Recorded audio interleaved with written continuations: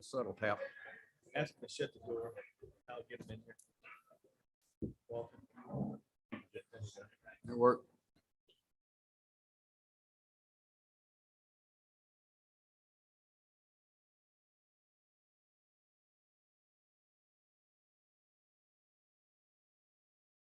Good morning. I want to welcome everyone back this morning. I'd like to begin today by thanking some people who really helped make this these hearings possible. My committee assistant, Janet Trotter, did a tremendous amount of work, as did Brittany Davis, who's the legal counsel for the Senate Insurance Committee. And we'd like to thank Carlos King for our tech guy for broadcasting this on both the YouTube channel and Zoom, making it possible for people who can't be here to see our hearings. So I'd like to turn it over to Chairman Zuber now, who will introduce our first speakers for the day. Thank you, Mr. Chairman. Good morning, everybody. Let's get the second day of the joint House and Senate Insurance Committee hearing underway. Before I begin, we have the Commissioner is back again for a second day. Commissioner, we appreciate your presence and attendance. We know you're extremely busy, so thank you for being here. As Walter said, the first topic for this morning is telehealth. I can only speak on behalf of the House, but I can tell you emphatically that we need telemedicine in Mississippi. First and foremost. Secondly, we need to expand it in Mississippi. We need to do it in a way, ladies and gentlemen, that is in the best interest of the patients and citizens of Mississippi.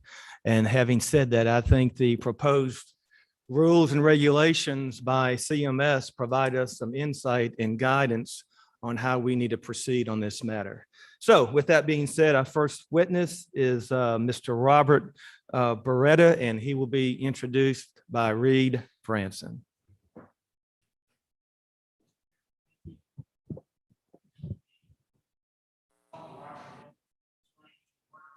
Is a mic on? I don't believe it is. Is this on now? Okay. Mr. Chairman and members of the committee, thank you.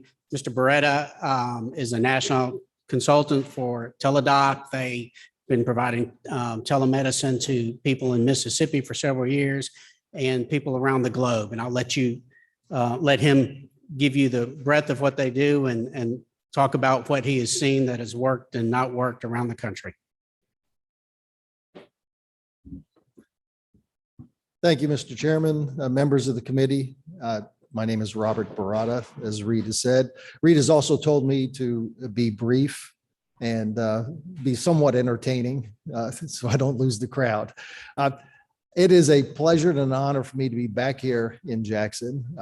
I first started coming here in 2015 on this issue that I care very passionately about, telehealth.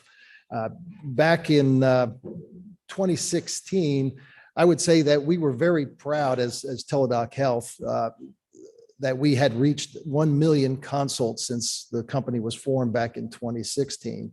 I can tell you that telehealth has come a long way, part because of necessity and part because of the advances of technology that today or last year, last year alone in 2020, we reached 10.5 million consults, remote consults in 1 year. Some of you may not know about Teledoc Health, but Teledoc Health is the world's largest virtual telehealth company. It is in 175 countries. We do visits in all 50 states. We've got 2,400 employees. We're headquartered in Purchase, New York, but our operations center, really the brains of the operation is down in Louisville, Texas, down the road. We partner with employers, hospital systems, and health plans. We provide remote care to 40% of the Fortune 500. We've got thousands of small businesses, labor unions, and public sector employers that we provide remote or telehealth care to. The telehealth platform itself Some of you might think that's just general medicine, which is really the large part of it, but we also have a very robust behavioral health platform.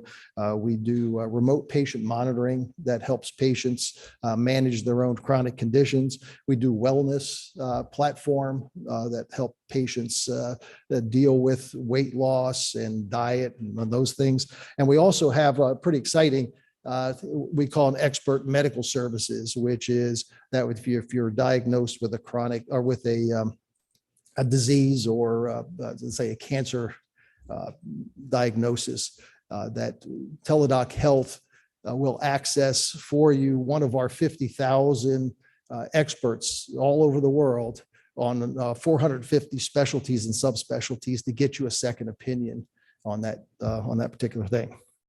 In Mississippi, we cover, it says here, 393,000 Mississippians that have access to Teledoc Health. We give that service to 3,557 employers, through our 199 Mississippi state licensed doctors on our platform. Some of the health plans that we partner with here in Mississippi are Mississippi Medicaid, Aetna, Anthem, Molina Healthcare, WellCare, Team Care, and Highmark. Those are the health plans that we contract with to provide Teledoc services. Just to help you on here, as I said that to date this year, 15,000 Mississippians have accessed Teledoc Health.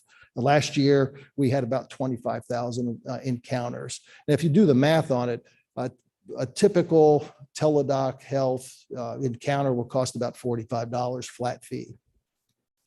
If you go to the emergency room, it's about $2,000, and a regular doctor's office visit about $175. So if you do the math on that, the savings for the patients and for the employers and the health plans that pay the bills is about $12 million to the health system in Mississippi through remote care just for Teledoc alone. Teledoc is very, very focused on the quality of care. Our platform is NCQA certified. We have every one of our physicians is board certified with 15 years or more experience. And we have our own clinical guidelines that each one of those physicians must follow that access our platform. So let's talk now a little bit about the pandemic. And of course, as Yogi Berra said, it ain't over till it's over. We still are gathering up lessons from the pandemic. But one thing we do know is there's been proof of concept for telehealth. When all the doctor's offices closed, patients were still able to get access to care through technology. We also know that as I guess it was Plato that first said that necessity is the mother of invention or the father of invention.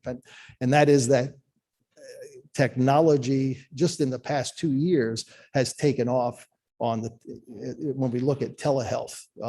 Investors vote with their money, and they've been plowing in lots of money into telehealth technologies. And as we move forward in the next year or two, you're going to see some really interesting and exciting advances in telehealth that are going to benefit patients across the country. So once we have a proof of concept, things are moving fast. States are starting to adjust their statutes, and boards are starting to wrestle with their regulations. And that's going to be a challenge for you here in Mississippi as well, about how do you deal with these advances in technology and being able to assure the quality of care. And also what we're going to talk about next is how do you pay for it? And there's two parts to that, and I'll be very brief on it. One is coverage parity. Teledoc Health believes very strongly that if technology can provide efficacious care through remote technology, that it should be covered the same way as you would an in-office care. In other words, if you can meet the standard of care using technology that's sufficient to diagnose and appropriate to treat the patient, that it should be covered. So we are very, very strong in support of coverage parity for telehealth. Now you get into the real question about how much do you pay for it? As I mentioned to you before, Teledoc Health offers a flat fee. And it doesn't matter how long the doctor's on the phone with you. It doesn't matter what the condition is. It's a flat fee. Teledoc Health strongly believes that a reimbursement or payment for such for these encounters should be the result of a negotiation between two willing parties. So it should be the free market that should decide how much reimbursement should be in that regard. There are others that, and there's an argument on the other side, that it's the professional intellectual service that should be reimbursed, and it should be based the same as an in-office. And I'll let others determine or make that argument to you. But I would say there's probably a third way that kind of splits the baby in half, which is if a doctor or if a doctor is providing that care in person and the patient chooses to do it remotely, then you should be paid the same as if you were doing it in the office. So it's kind of a third way. So you have one way where it's negotiated rate, but if the doctor is providing that service and the patient chooses instead to go the other way, that the doctor should be compensated in the same manner. So telehealth is very exciting right now. I could tell you that back in 2015, when I was going to state capitals, I was the piñata. People wanted to beat me up. And now when I go, people are very excited to see me. So, well, Mr. Chairman, thank you very much. I appreciate the time you have, and I'll be around for any questions you might have. Thank you. Any questions from the members of the committee? Senator, you're recognized. Thank you, Mr. Chairman. Thank you, Ms. Beretta, for coming in and testifying with us today. I'm just kind of curious on a couple of fronts. I'm certainly support providers and believe they ought to be compensated appropriately. But I noticed on the panel here, all we have is providers. Do we have any, or will we hear any opinion from insurance companies or managed care on this particular topic? Not today. And I don't know if you can speak on this. I guess I'm looking at you as sort of an expert on this, but would you say there'd be an increase or decrease in utilization of services if we start paying for telehealth?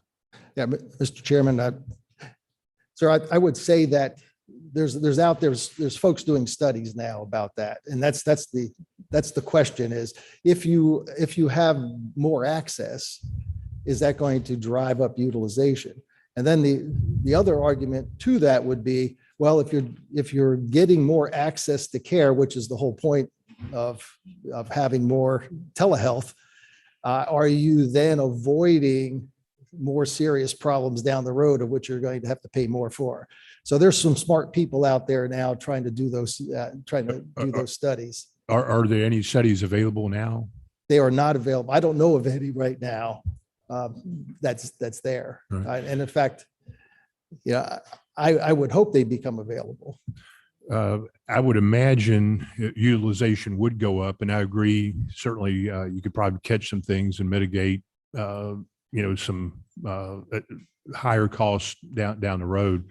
But how about as far as premiums go with the insurance and MCOs under these plans? I would imagine premiums would increase. Yeah, Mr. Chairman, I don't know that because I'm not on the insurance, the health insurance side about what part of premiums would be there. But I would say that you've got to have a lot. If you just have one diverted emergency room visit, that takes care of a lot of telehealth visits that would otherwise be. So, and there is some evidence out there that there's a significant diversion from the emergency room through telehealth.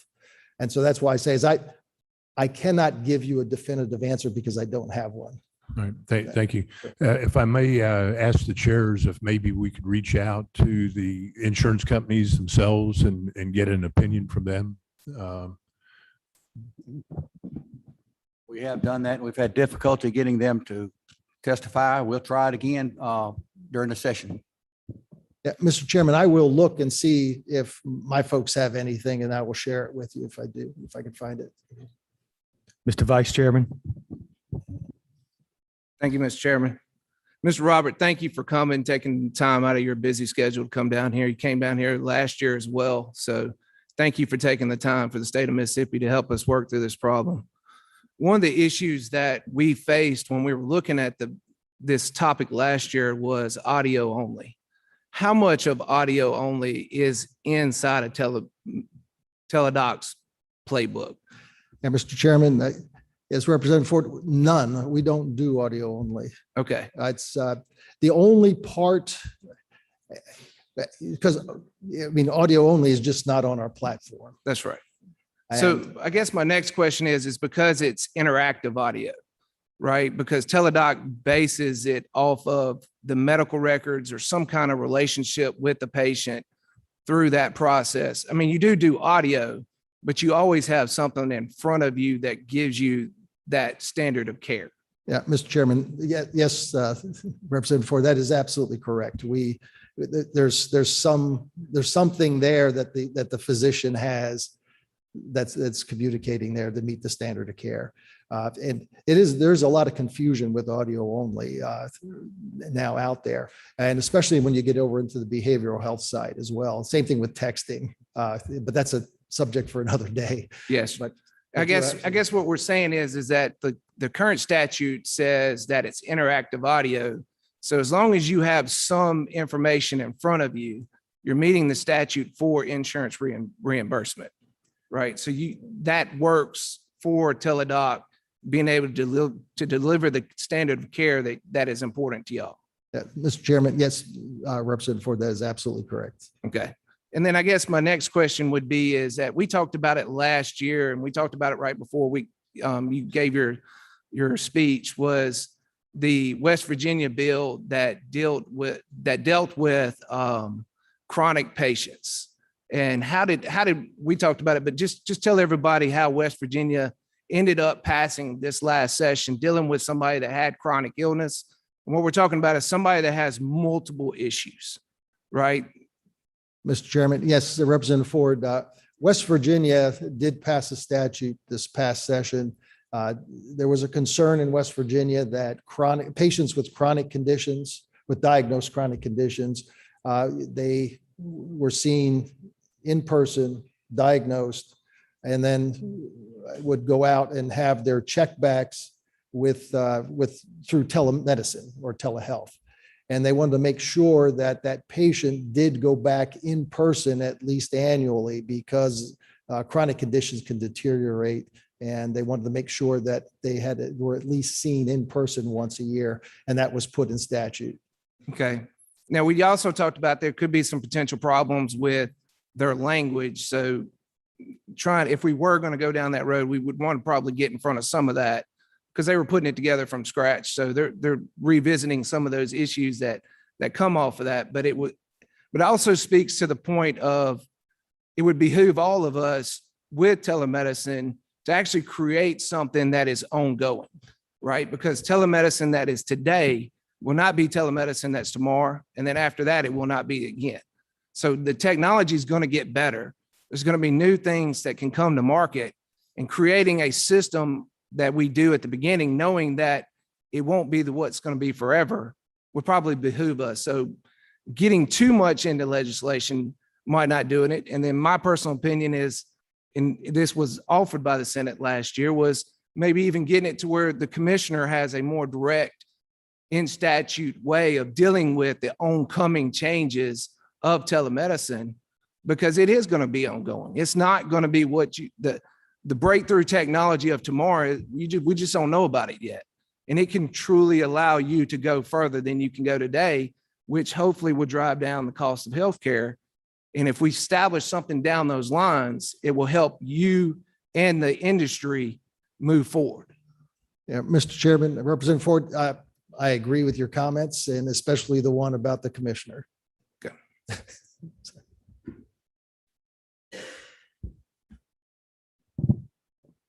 Any other questions from the members of the committee? Robert, I have a couple, and I want to follow up on what the vice chairman said. I want to commend you on your willingness to come to Mississippi and your patience. We worked with you for days, if not weeks, last year trying to perfect this bill and the language. So we appreciate you, your work and your willingness to work with us. You mentioned that there were some issues with audio only and psychiatric treatment. What are those? Mr. Chairman, I would say that not only with audio, but also with text messaging, that there's some therapies that the behavioral health folks will tell you are very important just based upon the patient condition. Some patients just want to talk with you, don't want you to see their face. Some, we had a situation where we had a soldier with PTSD that was in a closet, would only text the therapist, and eventually they moved them out of that kind of technology into one where there's a face-to-face. So some of the behavioral health professionals will stand here and tell you about all those kinds of different therapies that are using those kinds of technology that we wouldn't really think about using on the general medical platform. And so I just wanted to raise that with you, that on that side of the behavioral health side, it's very sensitive on those things. Okay, thank you. Secondly, correct me if I'm mistaken, but Teledoc is a publicly traded company? Mr. Chairman, you are correct, publicly traded. Okay, and your member doctors, are they 1099 employees, or how does the compensation set up? And Mr. Chairman, they were 1099 employees until I believe earlier this year. Then Teledoc went to an MSO model, which was a medical service organization model, which means they contracted with a medical service entity to provide the physicians. So we contract with the medical service organization to populate the doctors on the platform. So they're independent contractors now? They're not employees of Teledoc. Right. Okay. Any other questions? Okay, seeing none, I think we're ready for our next witness. Reed, I understand you'll be introducing the second witness.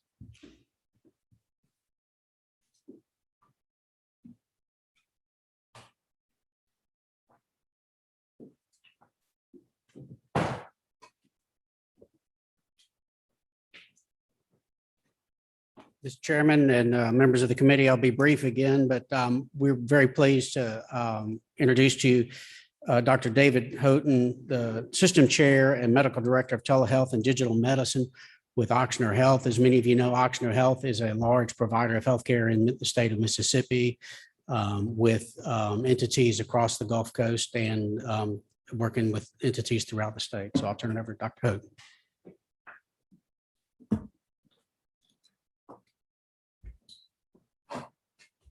Thank you very much for that introduction. Thank you, Chairman Zuber. Thank you, Chairman Michelle. I certainly appreciate having the opportunity to be here today to speak to all of you. This is my first time getting the chance to speak in front of the Mississippi group, so it's certainly my pleasure. As you mentioned, I'm Dr. David Houghton. I'm a board-certified neurologist, help manage our Parkinson's and movement disorder section over in New Orleans at Ochsner Health, but I'm also the system chairman of telemedicine and digital health as well, giving me a unique opportunity, I hope, to be able to speak with you today about some of the greatest opportunities that we have of our time to help take care of patients in new and interesting ways. As you mentioned, we are closely affiliated with the state of Mississippi as well as the Gulf Coast region in general. We have multiple sites of care here to help take care of folks in Mississippi. We have Dr. Hancock, obviously, in Bay St. Louis. We've got our wonderful partnership with Singing River. It will continue to grow in the next 9 to 12 months with our merger with Rush Health. We know that we have multiple clinics across South Mississippi. And in fact, a large part of our constituency are our own employees in the state of Mississippi. More than 1,000 physicians and other employees are employed in the state of Mississippi. That doesn't even count the ones that are at Singing River or the ones that commute over to Slidell Memorial. And we recognize that that number will grow to approximately 3,500 once the Rush merger is completed. And so as a system, we continue to strive for better health in this community. We're making investments in this community, and we want to help continue to take care of Mississippians in Mississippi. One of the ways that we think we can add to that investment is with the work that we've done in telehealth and digital medicine. Since I've been working in this realm at Oxford for the last 6 years, we've had significant growth in our hospital-based services like telestroke and telepsychiatry, our clinic-based primary care and other subspecialty services like neurology, cardiology, nephrology, as well as our Oxford Anywhere Care platform, which is our urgent care platform, allowing patients with less worrisome illnesses and less worrisome symptoms to get the triage care that they need. We've also had terrific success with our Oxford Digital Medicine program. This is the unique program that we utilize to manage chronic diseases like hypertension and diabetes in this community, and you'll hopefully hear some of that from me here today. So we know that the reasons we make these investments, and we know that telehealth is a unique add-on to the therapies that physicians and other providers are able to give, is based on the fact that our quality outcomes in telehealth in general are laudable. We know that there's been rapid uptake, particularly in the last 18 months, but with infrastructure builds that have gone on for several years. We know that patient satisfaction has never been higher with telehealth, and the unique opportunity that our patients have to continue to work with their doctors has resulted in that strong experience. And lastly, we recognize the cost effectiveness. So with the various surges of COVID-19, as well as a record-breaking hurricane season in 2020, and certainly new weather events that are liable to come, like Laura and Sally and Delta and Zeta and Ida most recently, we've seen this remarkable growth. Let me talk a little bit about some of our hospital-based services, particularly telestroke, with more than 50 partnerships across the region and 13 of those in the state of Mississippi. We are very pleased that we've continued to be able to drive those quality outcomes to get patients seen quickly, on the spot, simultaneously with the physician, one of our vascular trained neurologists on the other side, and be able to provide them rapid access to things like TPA and other life-saving therapies.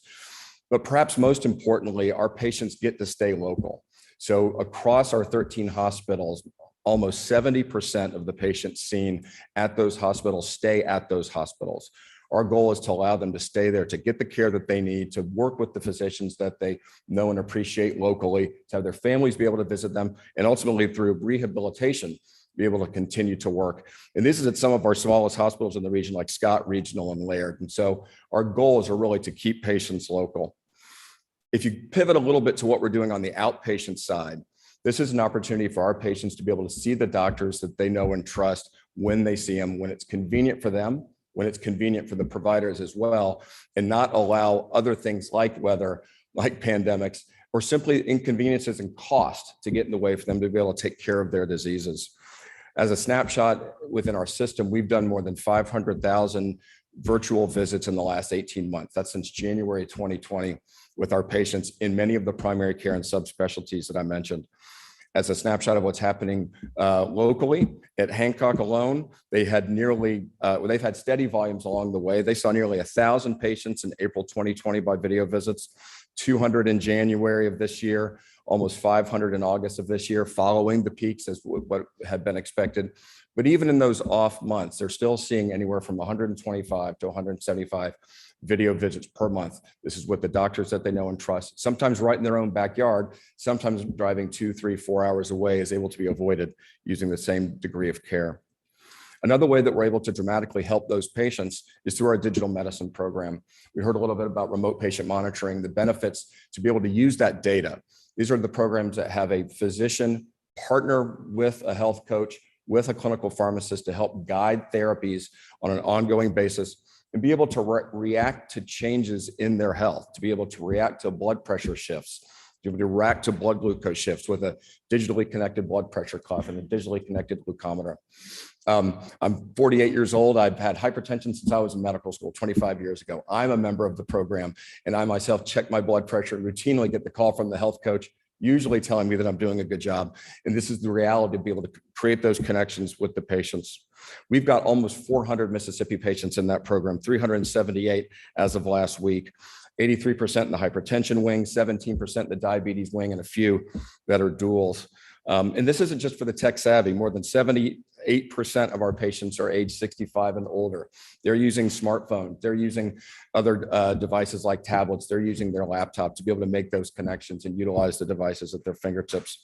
I love this story. There's a woman in her 60s, Kathy West. She's concerned their life was getting out of control before enrolling in the program. She's lost more than 100 pounds over the last couple of years. Blood pressure is under control. Her diabetes is under control. She herself calls the program a lifesaver. One of the other investments that we've made is with that urgent care offering of Ochsner Anywhere Care. Over the last 18 months in this state alone, we've seen 918 patients. That's from yesterday with board certified Mississippi physicians that are employed at our organization. This helps them triage those mild symptoms like cough and cold and fever. And it's been very important for them to be able to make good decisions about their risk or getting tested for COVID, certainly in the last 18 months.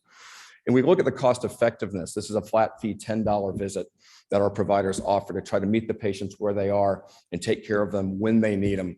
But we also ask the patients what they would have done had they not utilized the service. 42% of patients would have gone to urgent care with an average cost of $180. 20% would have gone to their primary care office that they may have not been able to reach for an average cost of $104. And 16% would have gone to the ER. That's about 350 patients to the ER with a cost of $2,200. And 22% would have done nothing, maybe because the symptoms were mild and would have gone away, or worse, maybe because they would have then escalated to a higher level of care. So we've done the math on that. That saves over $400,000 just for those 918 patients who, based on what they told us they would have otherwise done, and got the advantage of being able to see them right then and there when they need them.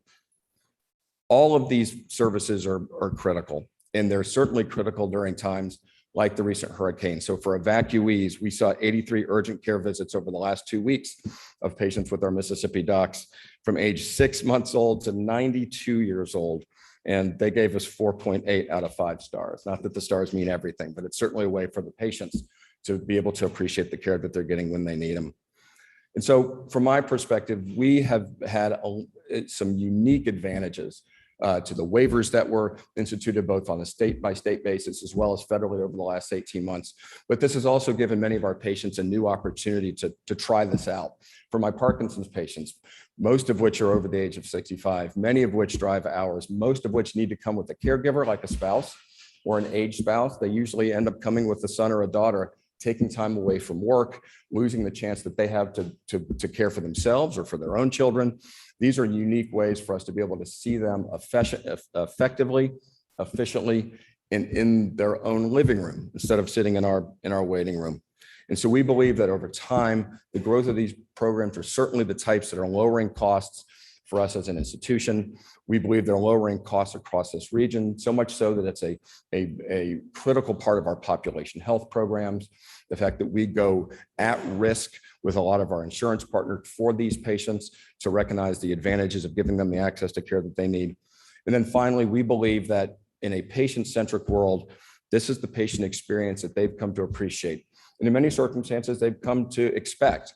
And so long as we can maintain that same level of care, and in some circumstances, improve the quality like we see with our stroke programs, lower the costs like we see with our urgent care programs, and maintain things like antibiotic stewardship and others, we believe that this continues to be the right path forward. And with that, I'm happy to take questions, and I'm also be available afterwards. Any questions for David? David, if I may, I have a couple. I'm curious. You mentioned that your fee schedule is a $10 flat fee. Does that ever change? That's for, thank you, Chairman. That's for the urgent care offering through Ochsner Anywhere Care. Right now, because we feel like there's been an advantage to increase the access to patients, that in fact, that $10 fee is one that has continued for us to be able to generate enough income on the side to make it worth our while, and at the same time get those patients seen for an affordable price to them. And in many circumstances, we recognize in our own backyard across the Gulf South and Louisiana, Mississippi, offering that for a low rate does indicate that our patients will be healthier, they'll stay healthier, they'll stay out of our hospitals. So we feel like that's an important population health mechanism.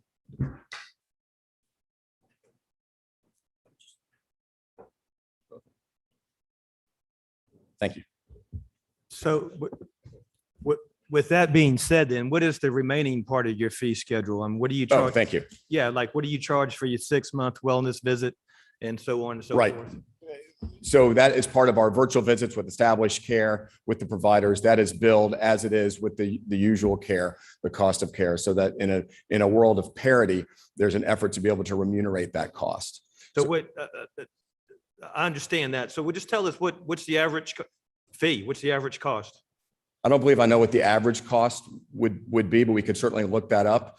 If I was seeing a level 4 visit in my clinic and I did the same work as a level 4 visit in a video visit, I would bill a 99214 as that visit. And that's the way that our program works in a hospital-based service. Similarly, there's hospital-based charges that are dropped with telemedicine codes that include the place of service and things like a 95 modifier.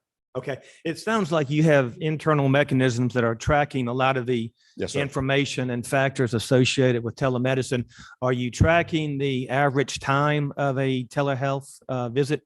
Yes, sir. And what is that? So across different mechanisms. So if you look at our Oxford Anywhere Care platform, the urgent care platform, for instance, where it's the quicker visit, very similar to the work that's done with Teledoc. Our average visit length there is anywhere from 4 to 6 minutes. It varies going high and low. And that's the one that we use a flat fee of $10.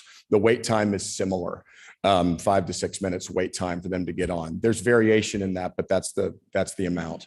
If you look at the way that we do our virtual visits, the codes there range from a level 3 to a level 4 mostly. And those are tied to anywhere from 15 to 25 minutes in time. Most of that is being billed on time, although in some circumstances it's billed on complexity. And one follow-up, David, if I may, what's the most common type of treatment being offered or what, I mean, is it just what type of visit are we dealing with in terms of what's the most common?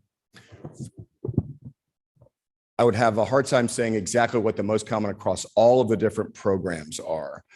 Within our virtual visits platform with established patients through primary care and specialty care, it would be whatever that patient would be coming in for. So for instance, in my clinic, I see my fairly routine Parkinson's disease patients, but I see new patients in person. For others in our Oxford Anywhere Care platform, the number one, and that's the urgent care platform, I'd have to double check this, but I believe the number one complaint is cough. The number 2 is runny nose. Number 3 might be rash, but I'll go back and we have that data that I can bring to you. Thank you. Mr. Vice Chairman? Yeah. Okay. Well, I just want to say thank you for coming today. And every time I talk to somebody that is a part of telemedicine, I almost get jealous because it's like you're creating something from scratch and you have all these new toys that keeps coming at you and new things. So, I mean, you can see it in your face that it's a very rewarding part that you're having to do. So thank you for doing it. I know it was when COVID hit, it was not something that was easily defined of what the rules were. So Yes, sir. to be able to step out there and offer that to the customer in that environment, I mean, just for me personally, I say thank you because it was immediate and it was needed.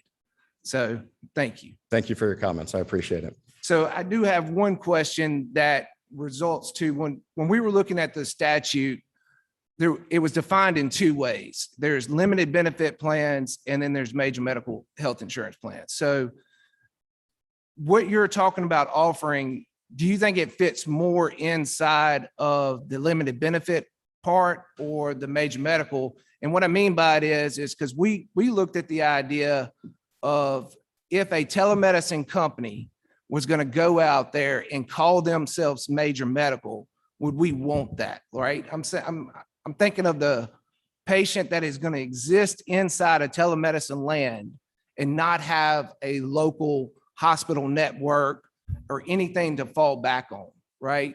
So most of the limited benefit plans, or if they're negotiated inside the contract, even if you're handling the telemedicine, you still have the backup of the health plan that brought you there in the first place to be able to get the customer to if they need to see a physician. So I'm just to speak to the fact, if it's going to be major medical, you need to have a network. You need to be able to have some place for them to go see a doctor in person, a hospital in that area. It is what you are working on now. Is that more limited benefit part of it, or is that major medical? Because I know down along the coast, y'all have the network, right? And y'all do a great job down there. But I'm talking about if somebody came to the state of Mississippi and sold somebody a plan in Tupelo that does not have the network in Tupelo, are they really being a major medical health plan and doing a service to the customer? Thank you for the question. And I must admit, I'd have to be better educated than what you've already done a fine job of in the last 2 minutes for me to be able to make an intelligent response to that. I really just don't know. We do have folks that work in our insurance plans. They wake up every morning and think about it, and they go to bed every night thinking about it as well, I'm sure. And I'd be more than happy to get their opinion for you. I will tell you that as you laid it out for me, some of the benefits of our network is that because of the existing electronic health records, because of the existing relationships that our patients have been able to build both with primary care physicians and specialty physicians, some of the greatest power of telehealth for us, for a community, is having that same language to be able to discuss behind the scenes through digital connections, what a medication list is, what their last potassium was, why they did or did not have their last CT scan. So from a quality perspective, to be able to have access to all those records and have them built into the programs, which ours offer, has been a unique advantage from a quality and utilization perspective to keep costs down. But I wouldn't have a good answer on who ought to pay and how that should be paid for. Yes, thank you. Thank you.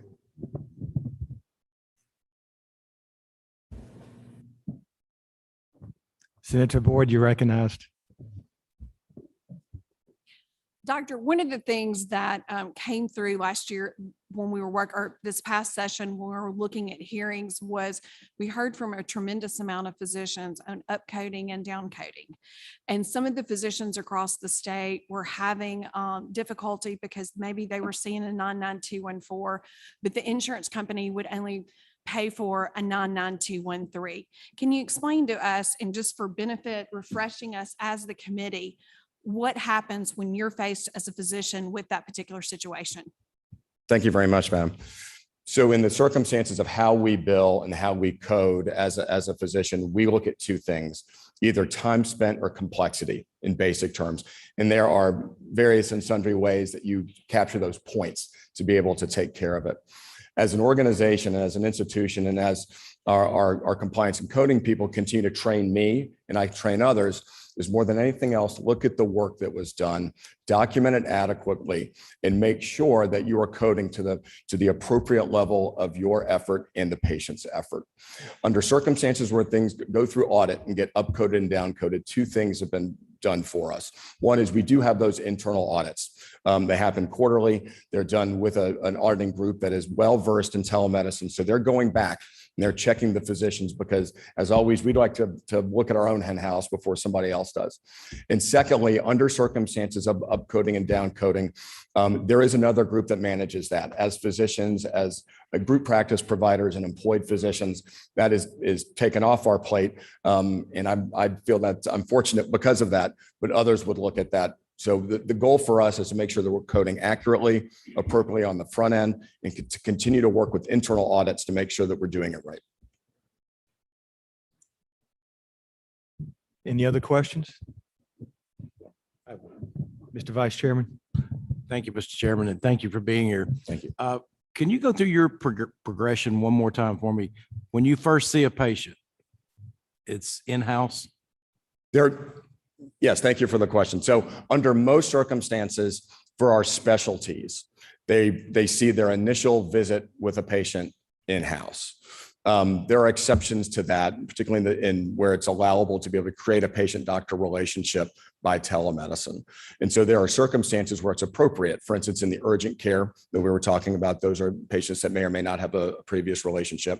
And there's been circumstances even in my own practiced where I've got a patient that was referred, they were unable to come in for a complaint of tremor, for instance, which is one of the things that I see. And a tremor is a very reasonable diagnosis to be able to take care of from an audio and video connection. You can see the tremor. You can go through a long discussion with the patients. So under some circumstances, under the right circumstances, and bound by the boards of medicine to make sure that we're providing the highest standard of care, there are circumstances that is agreed upon where it's appropriate to see a first patient via telemedicine. And yet, under most circumstances in specialty care, those patients are seen in the office to see the patient first. Telestroke is another example where obviously something is being done for the first time remotely, but with the hand being held on the other side with an ER physician or another general physician in the hospital who's also there to help with the Which is examination. basically physician to physician. Is it correct? Yes, sir. Your second, third, maybe fourth visit. Telemedicine, is it video or audio? Do you do any audio? So to answer your first question, it is always audio video first. It is always simultaneous video visits first. This is supported within our electronic health record. The patients can connect through a phone, through a tablet, through their PC. You can see them. Providers do the same thing. The rare exception where we've used audio only, and we document this closely, is in case of tech breakdown. And it's only if the patient is unable to connect and we feel like the risk of not talking to and seeing that patient at all to go over their symptoms outweighs the benefit of trying to reschedule or do it again through an audio video connection where the technology does not fail. So your audio percentage may be 5%. I don't know the numbers per se. I believe it's less than 10% right now, but I could certainly get that for the group. I'd be happy to share that. Thank you very much. Thank you. Just to follow up real quick, you're talking about that 5% with the audio only. You're not, are you talking about pure audio only, or are you talking about interactive audio? Interactive audio. Yes, sir. You do have medical records in front of you. You're not just having a conversation with no details and no information. No, sir. This is not a patient and myself at different stoplights having the phone call. This Okay. is hooked into our electronic health records with all the benefits I mentioned earlier about having access to the records, to the chart. And in many circumstances, that visit, as it's been requested by the patient for a virtual visit, they've included and provided history that almost populates my brain before I end up having that audio only. That established care, we've gone through the medications, we've gone through the past medical history. It's only when the camera glitches that it becomes an audio only visit. Yes, sir. Yes. And I guess what I'm also saying is that with the statute that was in front of us only deals with insurance reimbursement, right? So we're not getting into the legalities of what a doctor is or is not doing, nor did we even want to go down that direction. It was just about reimbursement of insurance companies. And the code says interactive audio is covered or it's allowable, right? So if you want to bill for something and it is against the rules of your profession, then there's another board for that. There right? sure is. Yes, And sir. then there's another insurance policy called medical malpractice that you got to live with, right? Yes, sir. So Absolutely. those two things govern that. We're just talking about what is available for insurance reimbursement. Understood. Yes, sir. Yes, sir. Thank you. Thank you, Mr. Vice Chairman. Any other questions from the members of the committee? Okay, hearing none. David, we appreciate your time. We understand that your employer is primarily located in Louisiana, but we hope that you will be pulling for the Bulldogs this weekend. So thank you for your time. Consider it done. Thank you very much. Okay. Okay, ladies and gentlemen, the next witness is Dr. Luke Lampton. Dr. Lampton will be speaking on behalf of the Mississippi Academy of Family Doctors.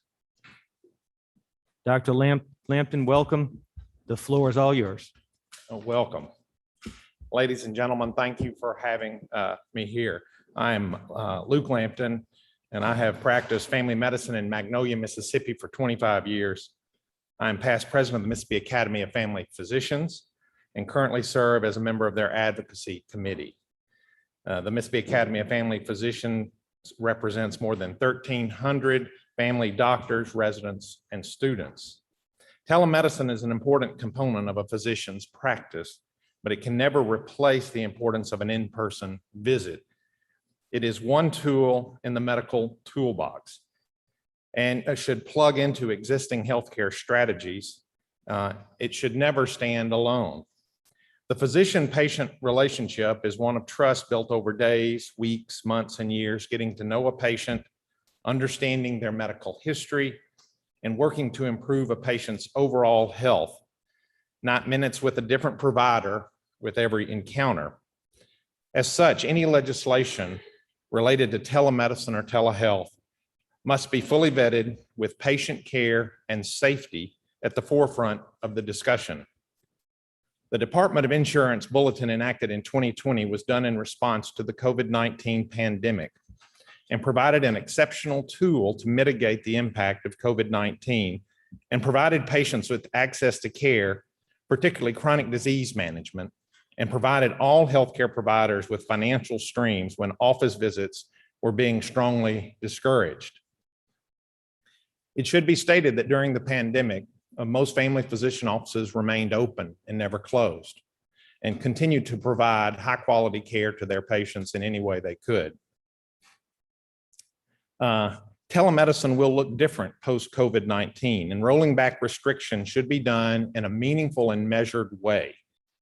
It should be done with a laser-focused approach and not a shotgun blast, all while allowing for patient access, protecting the medical home, reimbursing for time and skill, and protecting patients, providers, payers, and premium holders from fraud, waste, misuse, and abuse. The Mississippi Academy of Family Physicians would like to offer some solutions regarding the current telemedicine law. First, audio-only coverage and reimbursement. This is an extremely important tool for patients and providers, especially in a rural state like Mississippi, where access to healthcare in rural areas is limited and often broadband connectivity is an issue. However, reimbursement for audio only should be limited to established patients. It is the only way to protect patients, support the medical home, which in supporting the medical home, we reduce costs and we prevent the fragmentation of healthcare and disease management. This is a policy that is supported by the Mississippi Academy of Family Physicians, the Mississippi chapter of the American Academy of Pediatrics, and was recently voted on and approved by the Mississippi State Medical Association. These insurance laws apply across the spectrum of healthcare providers, and not all regulatory guidelines are the same. I would also point that the Board of Health adopted regulations for practitioners offering services via telehealth to ensure that the standard of care is maintained for a telehealth encounter consistent with the expectation of in-person care. All regulatory boards and legislation should reflect this expectation moving forward.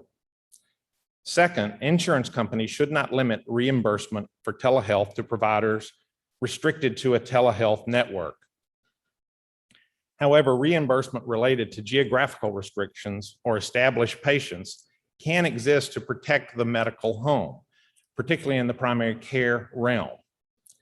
An example, insurance does not reimburse for a telemedicine visit to a new provider if the patient has a family physician within a certain number of miles and can be seen by someone who has a brick and mortar nearby to treat the patient. Patients do not need to get primary care solely from a telephone, whether or not video is available, regardless of specialty provider. The in-person visit and that relationship remains the most important tool in the provider's toolbox. Third, children present another set of issues that must be significantly considered. Well, child visits cannot be conducted properly via a telemedicine visit. Child abuse and neglect are often difficult to ascertain via telemedicine, if not impossible. And with audiovisual telemedicine has been useful to the pediatric population related to mental and behavioral health, but it does not replace that visit and the eyes of the physician on the child. Coverage parity and payment parity are not the same. However, insurance companies should have both when telemedicine is used appropriately within a physician's practice.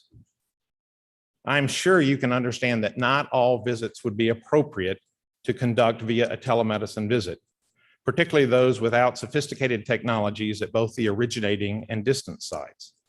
However, some telemedicine visits require the same level of work and require the same liability as an in-person visit. Therefore, those telemedicine services should be reimbursed at parity with a corresponding in-person visit. It gets complicated. MedPAC, which advises Congress on health policy, released a report to Congress in March 2021. It advised lawmakers to extend some emergency rules for telehealth access and coverage for up to a couple of years after the pandemic ends, and to keep studying how telehealth tools and platforms affect healthcare delivery.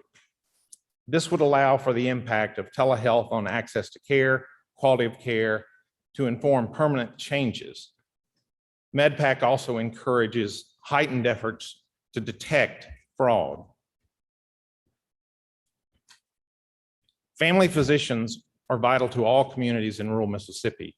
We provide treatment and overall care for all citizens. We monitor chronic diseases like diabetes and heart disease while maintaining a personal relationship with patients to ensure their overall health and well-being. Telemedicine cannot be used to replace in-person visits. Available technologies and the existing patient-physician relationship will impact the standard of care.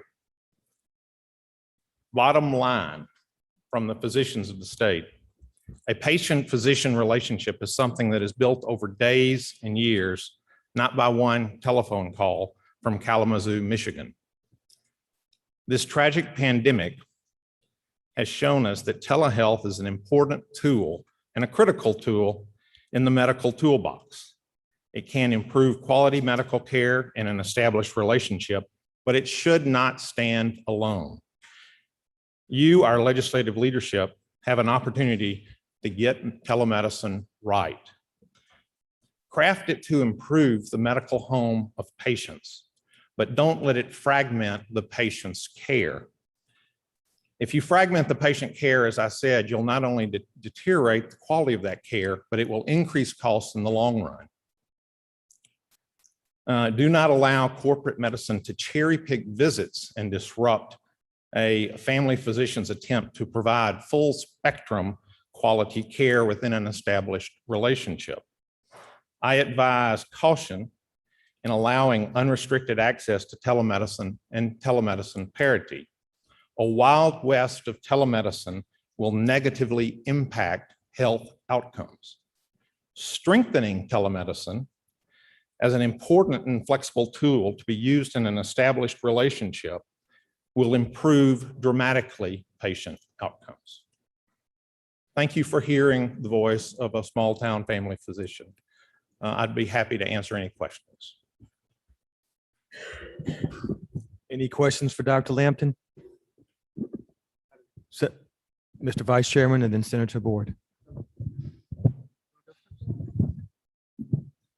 Again, thank you for coming today and taking the time out of your schedule to come. For me, with your association last year, when the chairman let me take the lead on this issue, I actually went home and talked to my dad, who had been part of your association for years.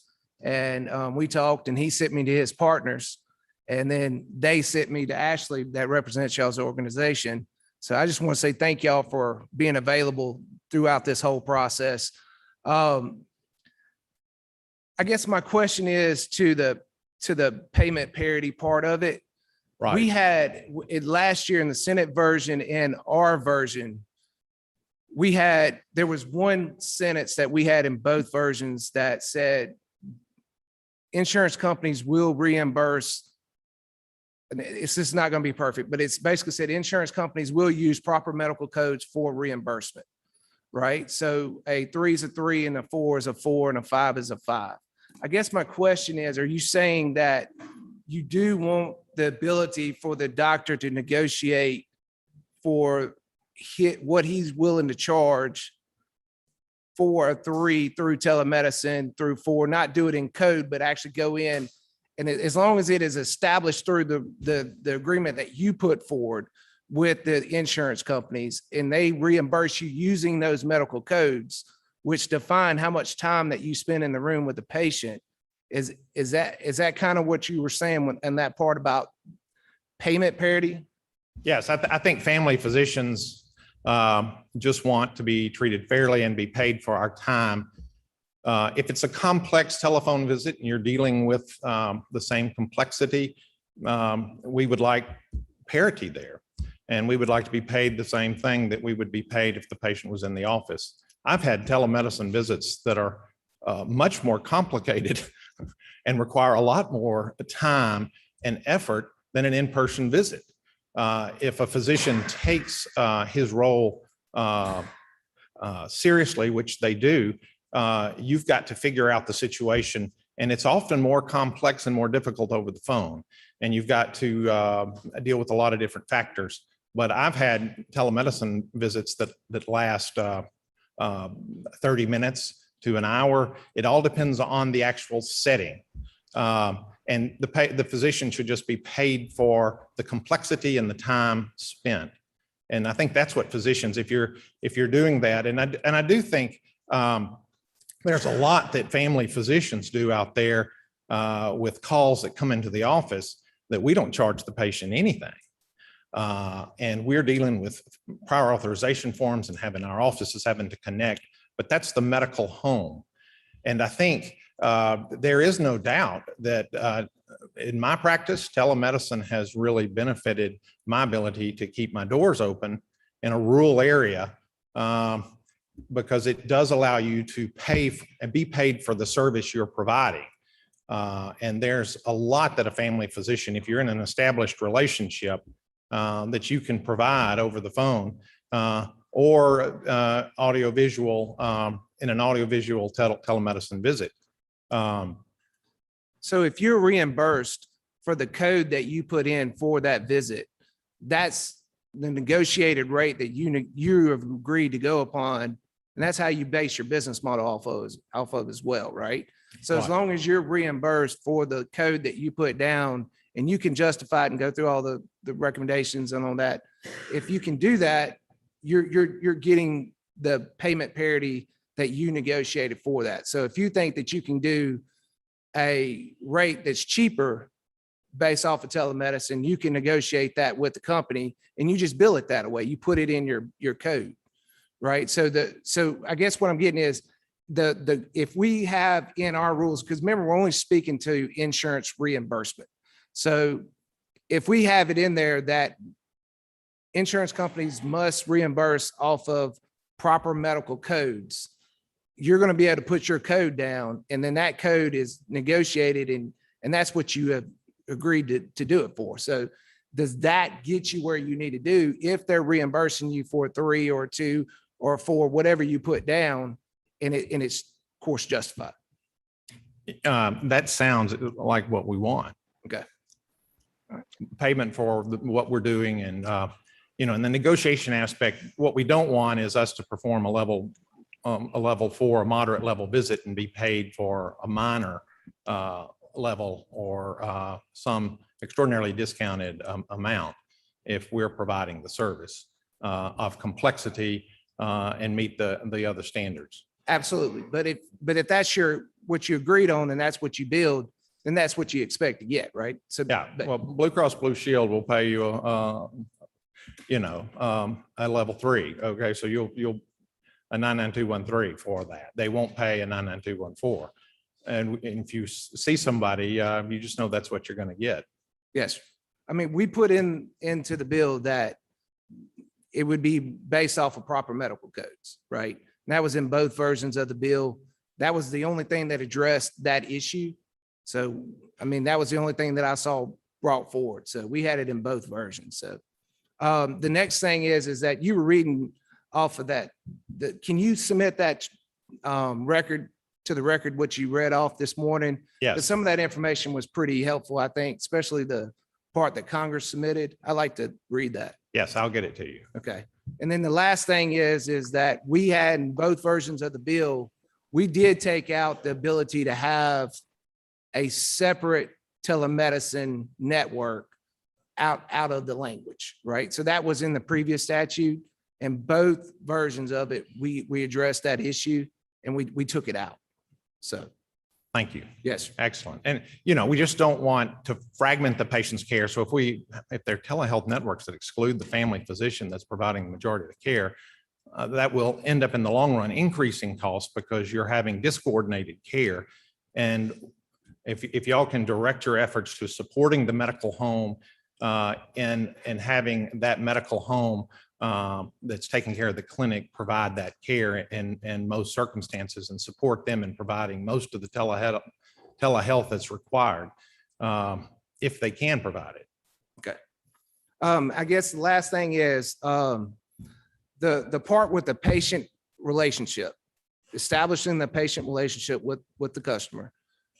How far do you see emergencies stepping in to where telemedicine can fill some kind of void to get them to the point? Because I kind of remember growing up with my dad, he'd get phone calls over the weekend. He would handle whatever he needed to do to get them to Monday till he could see them. Right. So how does telemedicine fill that void with the emergencies, and how you have any kind of thoughts to how do we actually put that in the code, or have you gotten to that point on it? Well, if you have an established relationship, dealing with those emergencies, you can do it in usually a high quality manner because you know the patient and you can tell if they're in distress and you have seen them before. I think the concerns that the family physicians have is if you've never seen the patient before and there's an emergency that you're trying to handle, and that can be if you do not know the patient, handling an emergency could be a very difficult thing, and you may not be able to provide the higher level of care that really is demanded. A lot of times when I do telemedicine visits with my patients, a lot of what I'm doing is trying to triage whether you need to come in and see me and can we handle it. But a lot of that is because I have an established relationship with the patient and know them and can sense what's going on. So I think in handling emergencies would be an exceptional use of telemedicine because the physician could say, you're in a situation where you need to go to the emergency room, or we need to go see, you need to come see me right now. It allows you to triage a lot of those situations in an effective manner. But if you do not have an established relationship, I don't see how that can be effective. I don't think emergency rooms can be handled as well, or emergency situations with an unknown patient can be handled well via telemedicine. That said, during the pandemic, I did establish relationships with patients with the telemedicine visit when they got COVID, but that was during the pandemic, and I'm not sure that's what I would like to do or feel like is the best medicine for the long term. Okay. However, the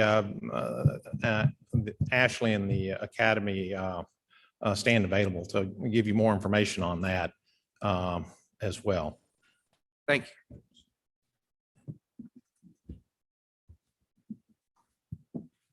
Senator Boyd.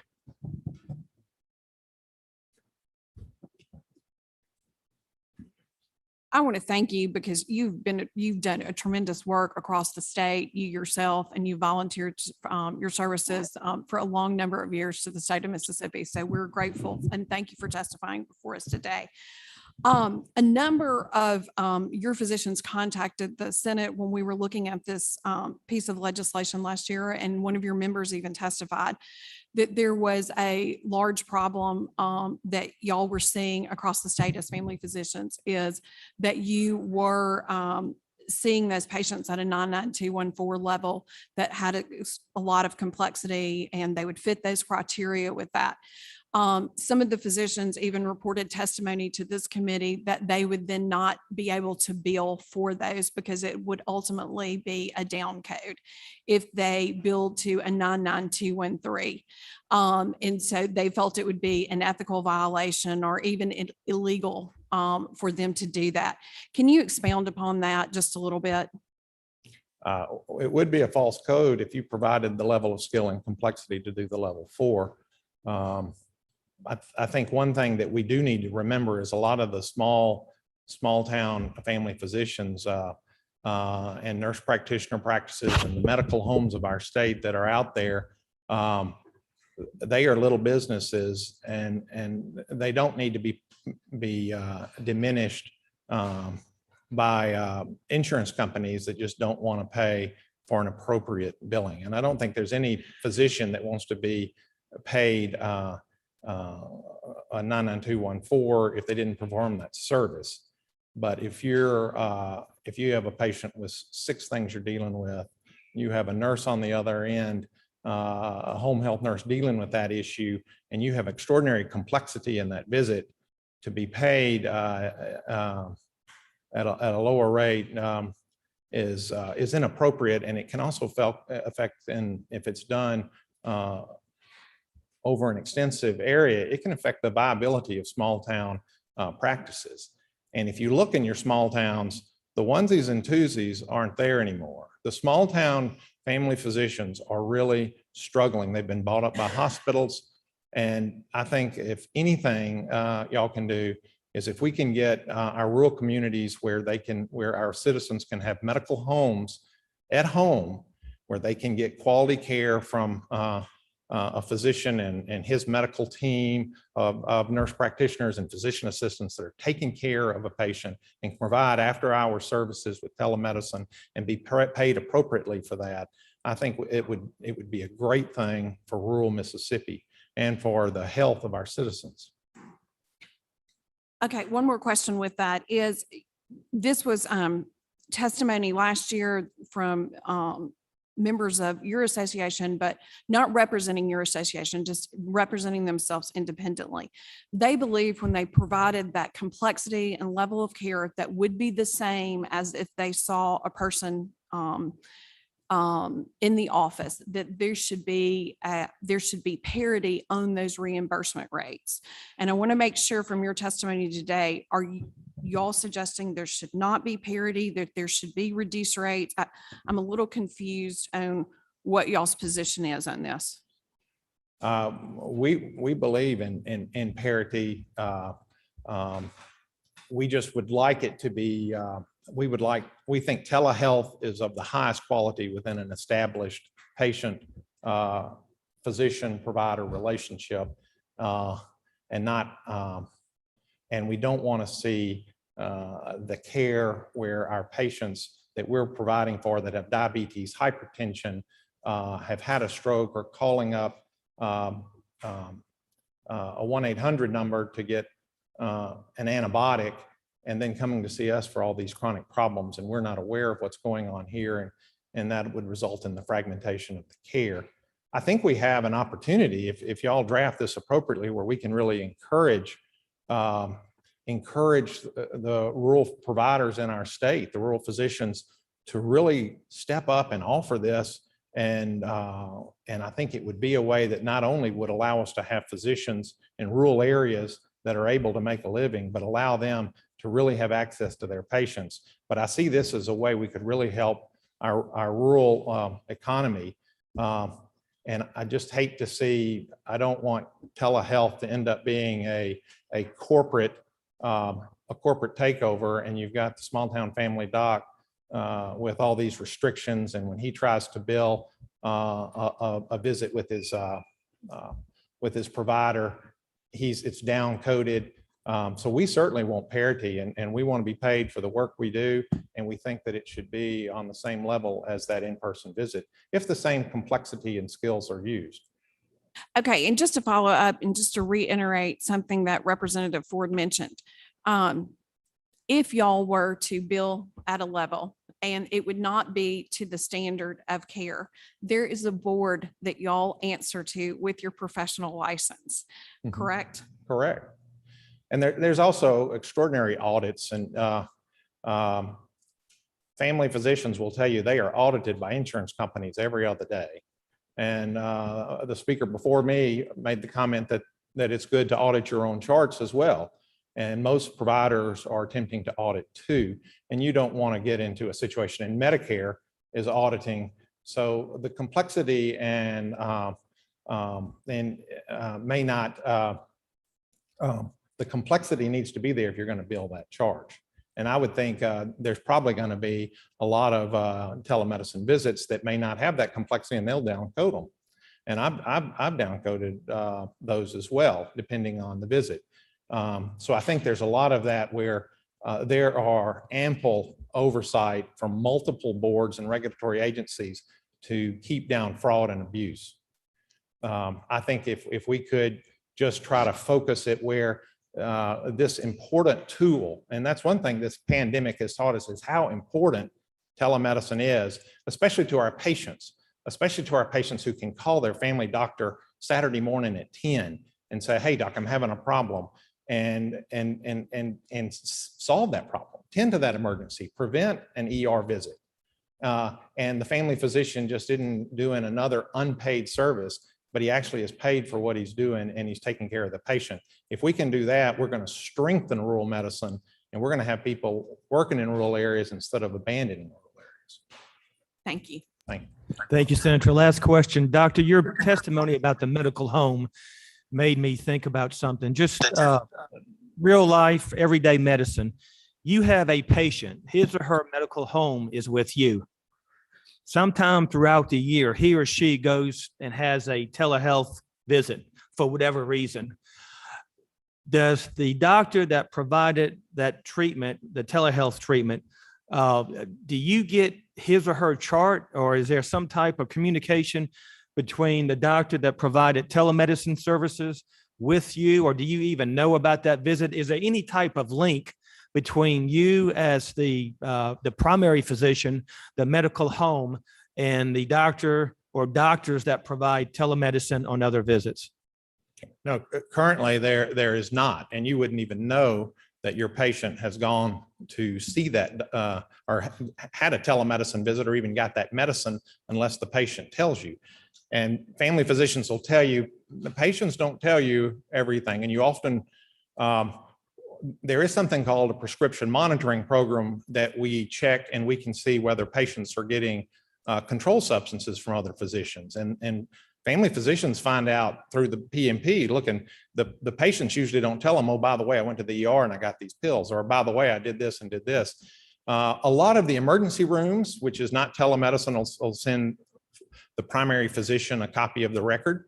But I have never received any record from a telehealth provision of service by another doctor. Has never been sent to my clinic. And I doubt and I think if I even tried to track it down, I wouldn't even know how to track it down. If the patient said I went and did this, and I, outside of reviewing their medicines and seeing something that I didn't write, would be probably one of the few ways I'd know that.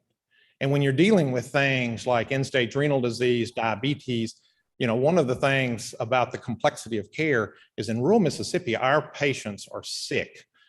We have a lot of patients. Even my young patients have had drug addiction, had serious injuries, and certainly my older patients, most of my patients are very poor. I have patients that walk to my clinic. They don't have a car, but they have diabetes. It's not one problem, it's 6 problems. And they're very sick. And in those settings, the importance of the medical home is so important, to have one place where you're getting that and one provider of service. And I think telemedicine is going to be a way, if we structure it right, where we can really encourage patients to find a medical home because they need it, and encourage the providers in these rural areas to be good medical home leaders and take care of those patients and take ownership of them. Thank you, Dr. Lampton. We appreciate your testimony. It's been very informative. Mr. Chairman, I have a couple of questions. Yes, Senator, go ahead. Thank you, Mr. Chairman. Are you advocating 100% telemedicine for your patients? 100% telemedicine. I'd like to be able to provide it to every patient of mine that needs it. I'd like to see it, everybody I can in the clinic as possible as well.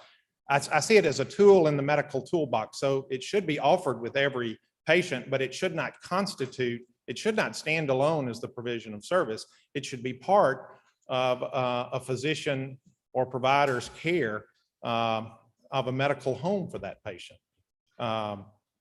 So if a patient can't get into the clinic and see you and say, can I talk to the, I am having an issue, can I at least talk to the doctor, and can I do something? Can we do a telemedicine visit? The answer should be yes at every rural clinic in the state, and that service should be provided at the appropriate level of complexity provided. So you're saying that it has to be an existing physician-patient relationship. One can't have a telemedicine visit as a new patient.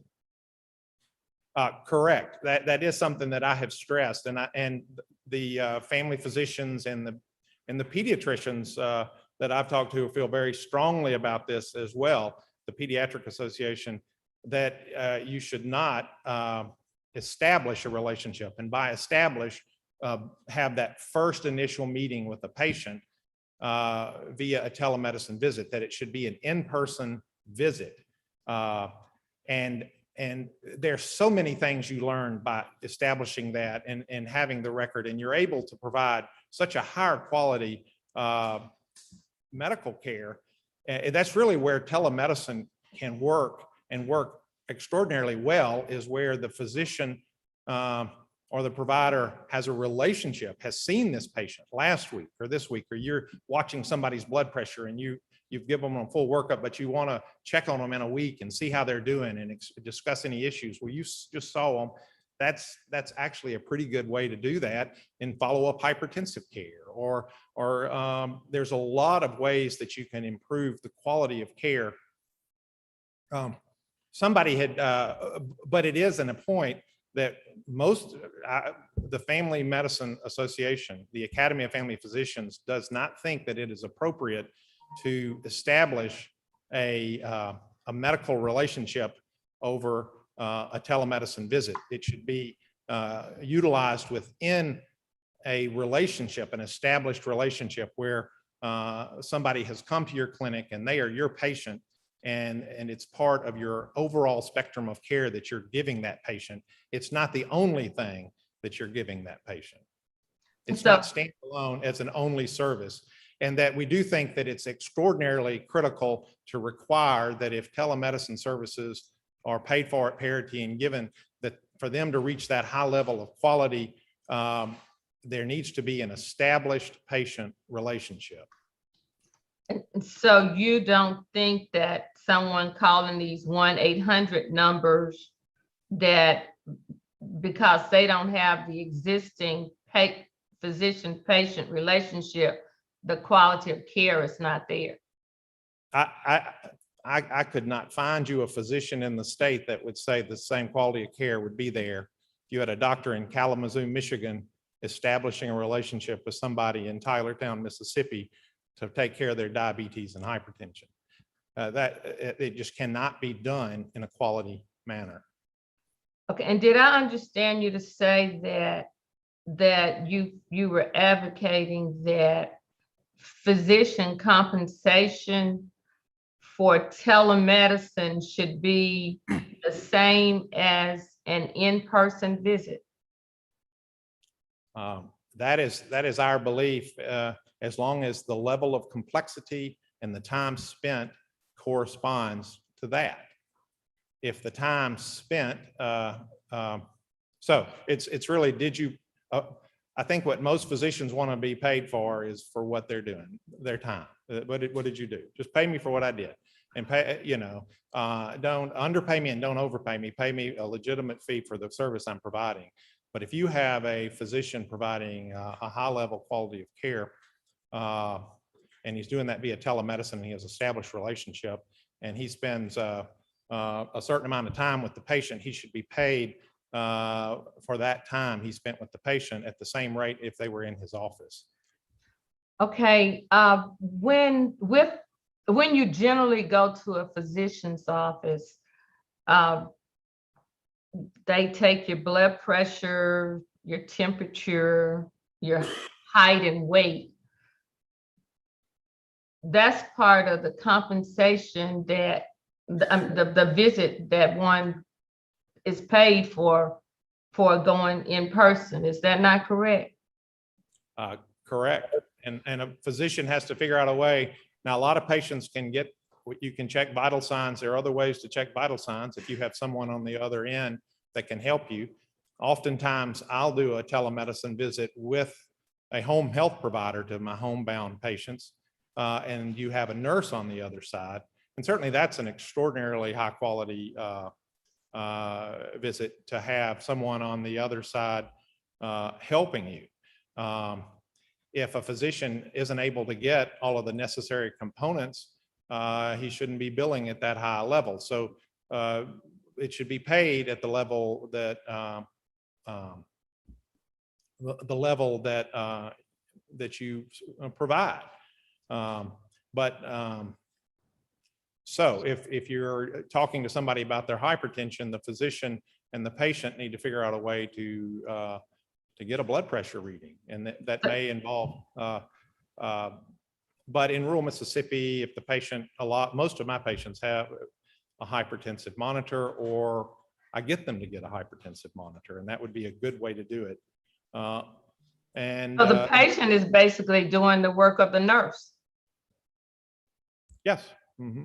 And then you're getting compensated for the work of the patient. If you want it to be the same as an in-person visit. Well, if you discuss the medications, not everything about a patient interaction is taking a temperature on a patient. Okay. If the patient is having fever and has an infectious disease, you might get vital signs, and vital signs are very important, but I would say they constitute, if they're normal, and they constitute often a very small part of what a physician is doing in reviewing medicines and what's going on with the patient. And largely what a physician is paid for is his time. And so I think, as was stated earlier, there are plenty of regulatory boards and insurance companies that can figure out what needs to constitute a telemedicine visit. If vital signs have to be required, I think what that does is it does somewhat eliminate the ability of a patient who doesn't have a nurse on the other end to have a telemedicine visit. And if you have a nurse on the other end, whether that patient is homebound or you said home health, that's an additional charge that home health provider is charging it's charging the state or the insurance company. Is that not correct? Yes, but in most of those situations, the home health nurse is going anyway. So actually, and you may be preventing an ER visit by doing that. And if you look at the grand scheme of things, primary care is only 5% of the medical bill, a very small. So say this increases it a very minimal amount. We're paying primary care more. One of the problems with our health system is we're not paying primary care enough. That's why nobody is going into primary care. That's why nobody's wanting to be a rural family doctor. We can pay their tuition at the university and at medical school all day long, but if they go to a small town and can't make a living, that's something critical. But in the grand scheme of things, primary care is only 5% of the healthcare dollar. 5%. There's 95% of the dollar. So if we increase it, if telehealth increases it to 6%, however, it decreases emergency room visits significantly, decreases surgery significantly, it's going to have a huge impact on that other 95. And so by paying a little bit more to primary care, we're going to save money for the system. We're going to have better comprehensive care. We're going to have better population health. We're going to have better prevention. So there is complexity, and I appreciate very much your statement that, I mean, what you have cited is some of the limitations of a telemedicine visit. If somebody's on the other side, you don't have the nurse you have in your office. That's why establishing a relationship in a physician's office is so critical, because you have the whole team, you have the whole environment looking at the patient. But there are situations where a telemedicine visit can be very effective, very appropriate, and can save the system extraordinary money by improving the health of the patient, even if you don't have somebody on the other end getting their temperature. Okay, and my last question, we've, I guess, been in this COVID environment for a year, 3 months, a year and a half. Have there been any studies conducted by anyone, to your knowledge, to show the benefits of telemedicine during this pandemic? I could find you some. There have been some studies ongoing that show that it can reduce cost and improve quality. But I think most of those studies would say within an established patient relationship. However, I'd have to get those studies for you and look for those. I don't know any offhand. Well, thank you. And would you just provide those to Janet Trotter, and she would then in turn send it to me. Thank you, Mr. Chairman. Thank you, Senator Blackman, for your questions. Once again, Dr. Lampton, thank you for your testimony, your expertise, and your willingness to testify before the committee. I believe it's been very, very educational and informative to the members of the committee. Thank you. And I appreciate the work y'all are doing. Y'all are making Mississippi better, and keep working at it. You're appreciated. Thank you. Okay, Senator Boyd, I believe you will be introducing the next two witnesses. Dr. Perkins, if you'll come forward. With us, we have Dr. Finn Perkins from the Mississippi Psychiatric Association. And we asked Dr. Perkins to testify because one of the biggest areas that we've seen changing during the pandemic is the use of telemedicine with this population and with your specialty. So thank you. Go ahead. All right. Can y'all hear me? Yes, sir. All right. Chairman Michelle, Chairman Zuber, thank y'all so much for letting me come in. Members of the Insurance Committee and the Senate and House members here. I appreciate your time for coming in and let me talk about this important issue. So I am Finn Perkins. I am a board certified forensic psychiatrist here in the state. I'm a resident of Madison. I basically have 3 different jobs that I do. I'm a psychiatrist at the Mississippi State Hospital at Whitfield. There, I take care of the acute adult male patients who come in from the community who need longer-term treatment, but before they need to go for months and months and years, I'm taking care of them for anywhere from a week to 3 or 4 months. I am also the chief of psychiatry elect for Merit Health Central in Jackson, where I'm responsible for about half of their inpatient psychiatry beds. And then I'm the managing partner for Precise Clinical Neuroscience Specialist, which is a private small psychiatric practice out of Flowood, where we also just opened an office this week in Vicksburg to provide wider coverage of care to central Mississippi. So I've had the luxury of getting to see a wide spectrum of care of patients, both before COVID and during this pandemic, all the way from your acute individuals that are in the emergency department having a mental health crisis to patients who need longer term care at the state hospital and patients who either don't need that acute care in the emergency department and in the hospital, but need urgent care because they're having a crisis at home, but aren't ready to go to the emergency room. And then also established patients that I've been treating for a long time. I'm here on behalf of Mississippi Psychiatric Association. We are an arm of the American Psychiatric Association, which represents about 37,000 psychiatrists in the United States. And so this is something that's really important to me and that's important to a lot of my colleagues. Now, with my outpatient practice, something about it is that we are very much a collaborative team. It's not just me. We have 4 psychiatrists, 8 nurse practitioners, 4 therapists. And so about every week out of Mississippi, we are seeing about 250 visits of Mississippi citizens. Of those, 10% are inpatient right now. I mean, not inpatient, 10% are in person, 10% are audio only, and then the other 80% are interactive audio visual encounters. So when we look as a practice at how we want to provide care, the absolute gold standard that we want to do is in person. There's things that we get in person as behavioral health specialists that you can't get over a camera, that you can't get over a telephone line. But it's unrealistic to expect all of our patients to come in person, either because of health problems leading them to risk of exposure to the coronavirus. There's a lot of diseases in mental health where there's a lot of shame and stigma, and they don't want to be seen going into a clinic, or they themselves don't have the ability to get out of their house. And the other reason is transportation. I treat people all the way up in Philadelphia, outside of Brookhaven, and my office is in Flowood.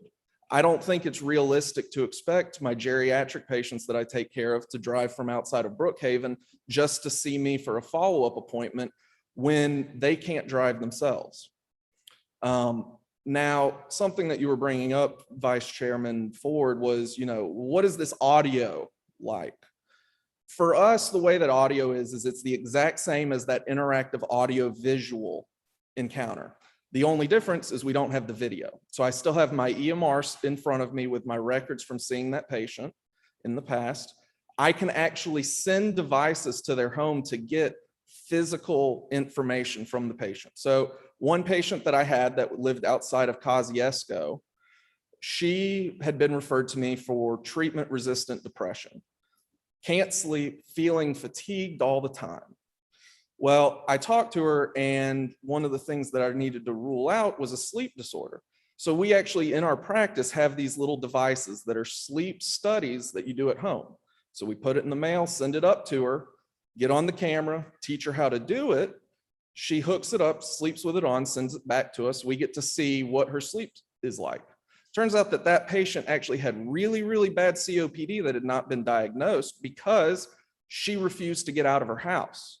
Using that information, I was able to refer her to the appropriate care through her primary care doctor. When we use these tools appropriately, I want to say that the care that I provide is better than what I've been able to provide when I've been limited to in-person only. There are people who I have treated who, during the pandemic, I had never encountered, I never would have encountered because they could not get out of their house. So they sat and suffered with depression, obsessive compulsive disorder, psychosis. And the whole time they're at their house, their family, well, they just have nerves, they're strange, leave them home. They don't get out. Pandemic happens.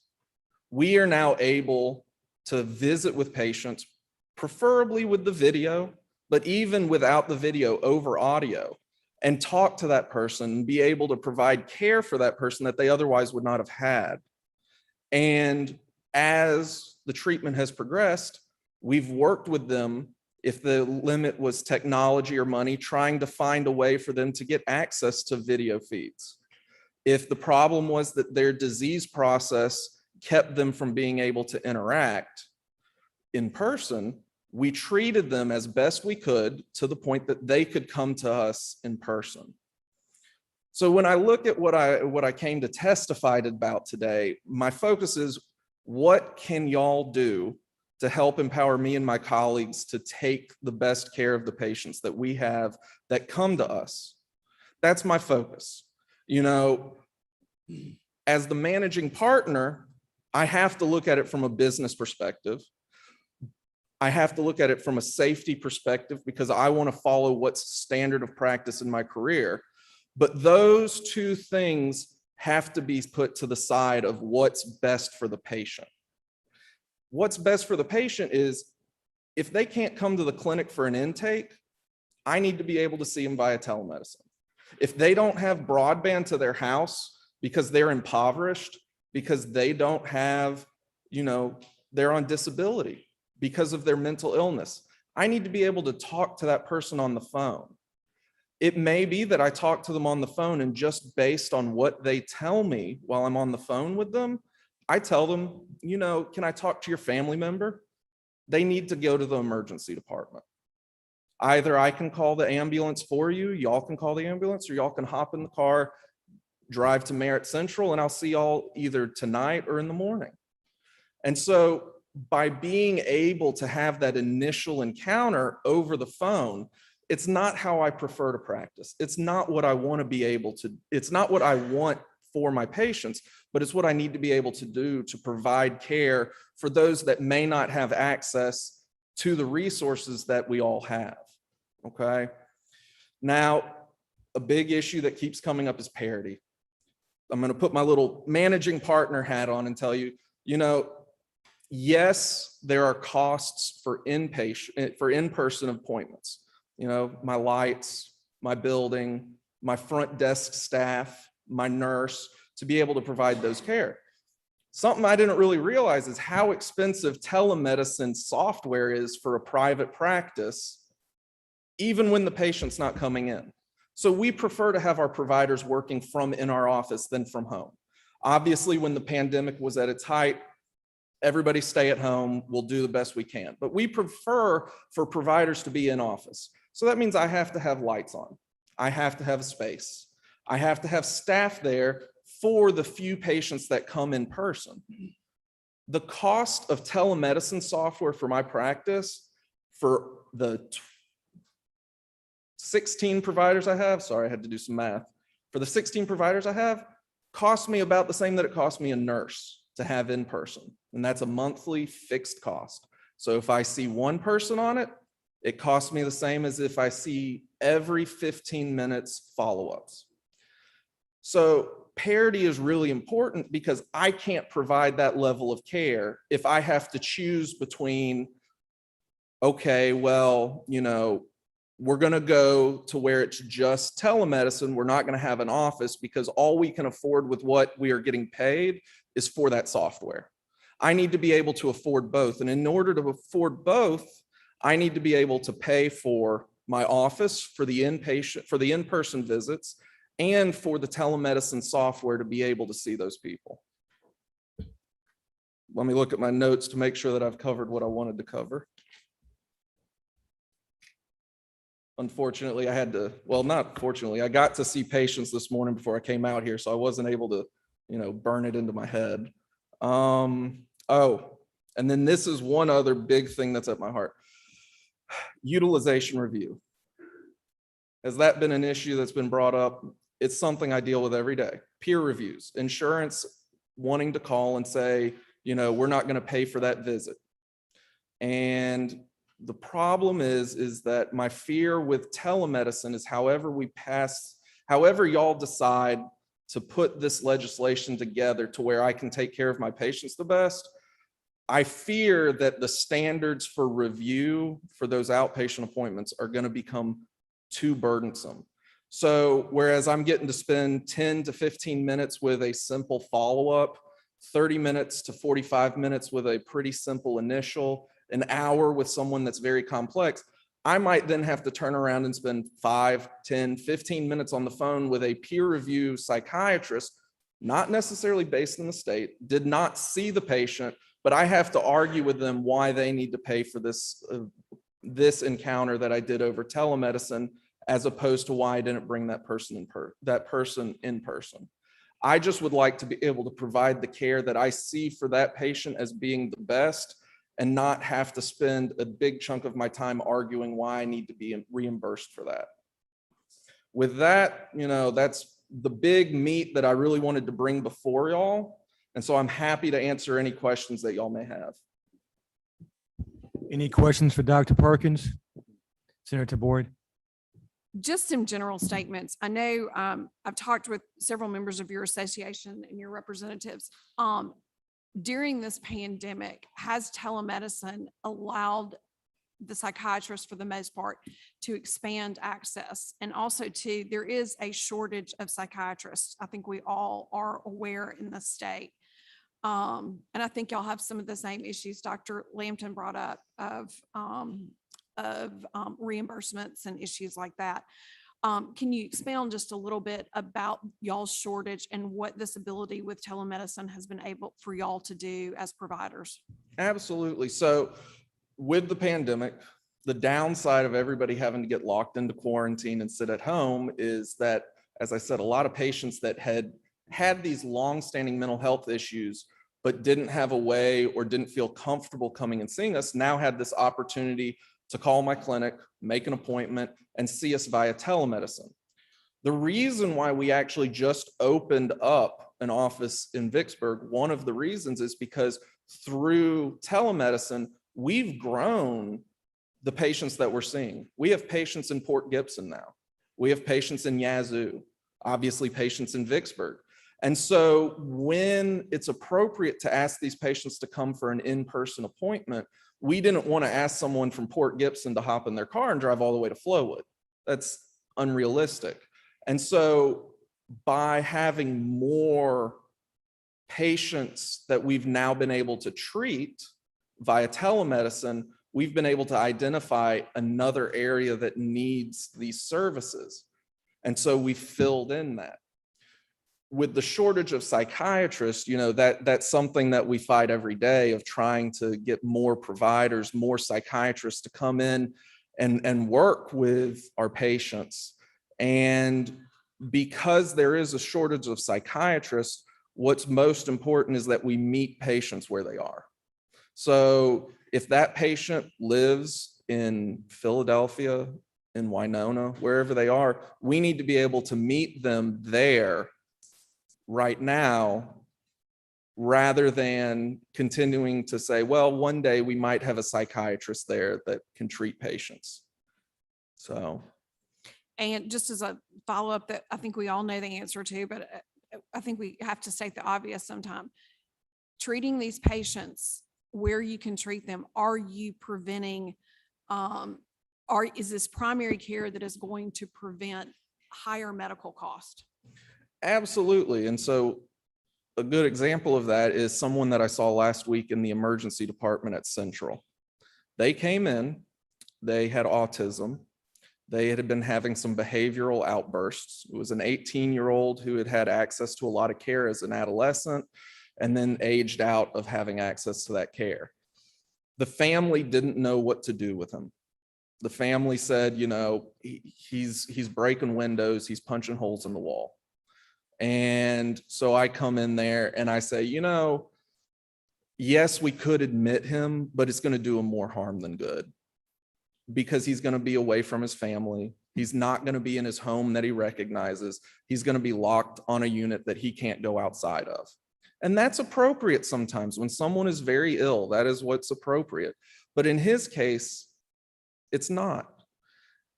What would have been preferable is, rather than that family feeling like their last lifeline was the ER, that they had felt comfortable and known that they could reach out to telemedicine and have the psychiatrist visit with them in their home, see the behavior as it's happening in their home, rather than just hearing the horror story that their family tells you, and provide that care.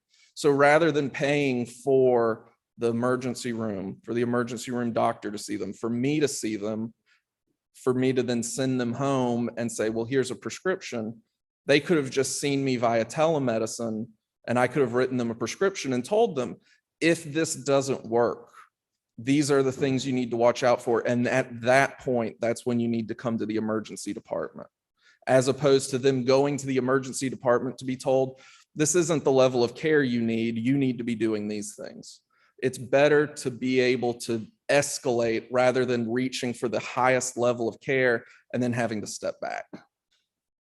Final question I have in this is, we had in the Senate, when we had our hearings early this year, we had psychiatrists, I believe, testify that they were also having an issue with being asked to down code visits. Is this something that is typical among your professionals? So this was actually an issue that we had very early in the pandemic, was stating that even though the issue that we were treating, the encounter was the exact same encounter, the same clinical difficulty, the same thought process, the same time spent talking to the patient, we were told that we were not going to be reimbursed for a level 4. We were going to be reimbursed for a 3. And that was an issue. Thankfully, that issue corrected itself some way. But that's always something that we fear because, as I said, we have to be able to pay for the telemedicine software. We have to be able to pay to have a place for our providers that's quiet and confidential and not with their, 2-year-old running around in the background. Thank you. Thank you for your testimony. Thank you, Senator. Any other questions? Mr. Vice Chairman. Thank you, Mr. Chairman. Thank you, Dr. Finn, for being here, Dr. Perkins. On your telehealth calls, how do you decide whether it's a psychiatrist, nurse practitioner who's doing those, or is it a psychiatrist only doing those, or do both do those? So the way that we work with that, I have some amazing nurse practitioners that I work with that, all the way to having lunch together to talk about cases, to them being able to see patients without me and discussing the case later. So the way that in our clinic it works is what's most important to us is that the patient be seen as soon as possible so that they can be triaged. There are patients where I will see them and I'll say, this is something that one of my nurse practitioners can manage. So it's been a pleasure meeting you. I think that you would get along better and have a better treatment relationship with my nurse practitioner. So I'm going to schedule your follow-up in a week with them. My nurse practitioner may see someone, and a good example is there was a geriatric patient that had congestive heart failure, had a history of heart attacks, and they didn't feel comfortable starting antipsychotic medications because of the risks for heart disease that comes with it. And so they asked me if I would take that patient on, stabilize that patient, and then once they were stabilized on a medicine and had been managed with that, then I would transfer them back to the nurse practitioner. So it's really based upon what's most important to me is that either my psych NP or whoever has an availability first is the one who gets to see it, because I have great front office staff. They're not clinicians. So they are not appropriate to triage who needs to go to a psychiatrist, who needs to go to a nurse practitioner. What they do is they set the appointment with whoever has the very next available, and then it's the clinician's decision to determine who is the most appropriate person to treat that patient. Thank you. Chairman Ford. Thank you for coming today. 3 businesses and everything else you got, seeing patients this morning. Thank you for coming. I'm on one of my 12-day stretches right now. I worked over the weekend too. So, but this is something that's really important. It's very, very important because this will dictate how I get to care for patients for the rest of my career in Mississippi. Yes, sir. And thank you for opening up an office in Vicksburg. That's my district. So thank you for that. Yes, sir. So I guess my question would be, to me, it always goes back to the audio only part of it. And if I think that your profession has the best ability to play inside of the audio only world out of everybody. But what I was understanding you say a second ago, you were saying that audio only for the first visit, but after that visit, you would be using interactive audio because you would have just the basic information you gather after that first visit with that patient, right? So you're not saying stay inside of audio only world. You were just saying the idea of the first visit being audio only, if I heard you right.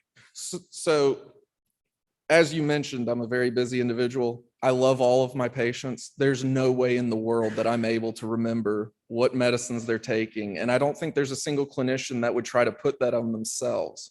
So every encounter I have, whether it's on audio video, in person, I'm documenting in my EHR.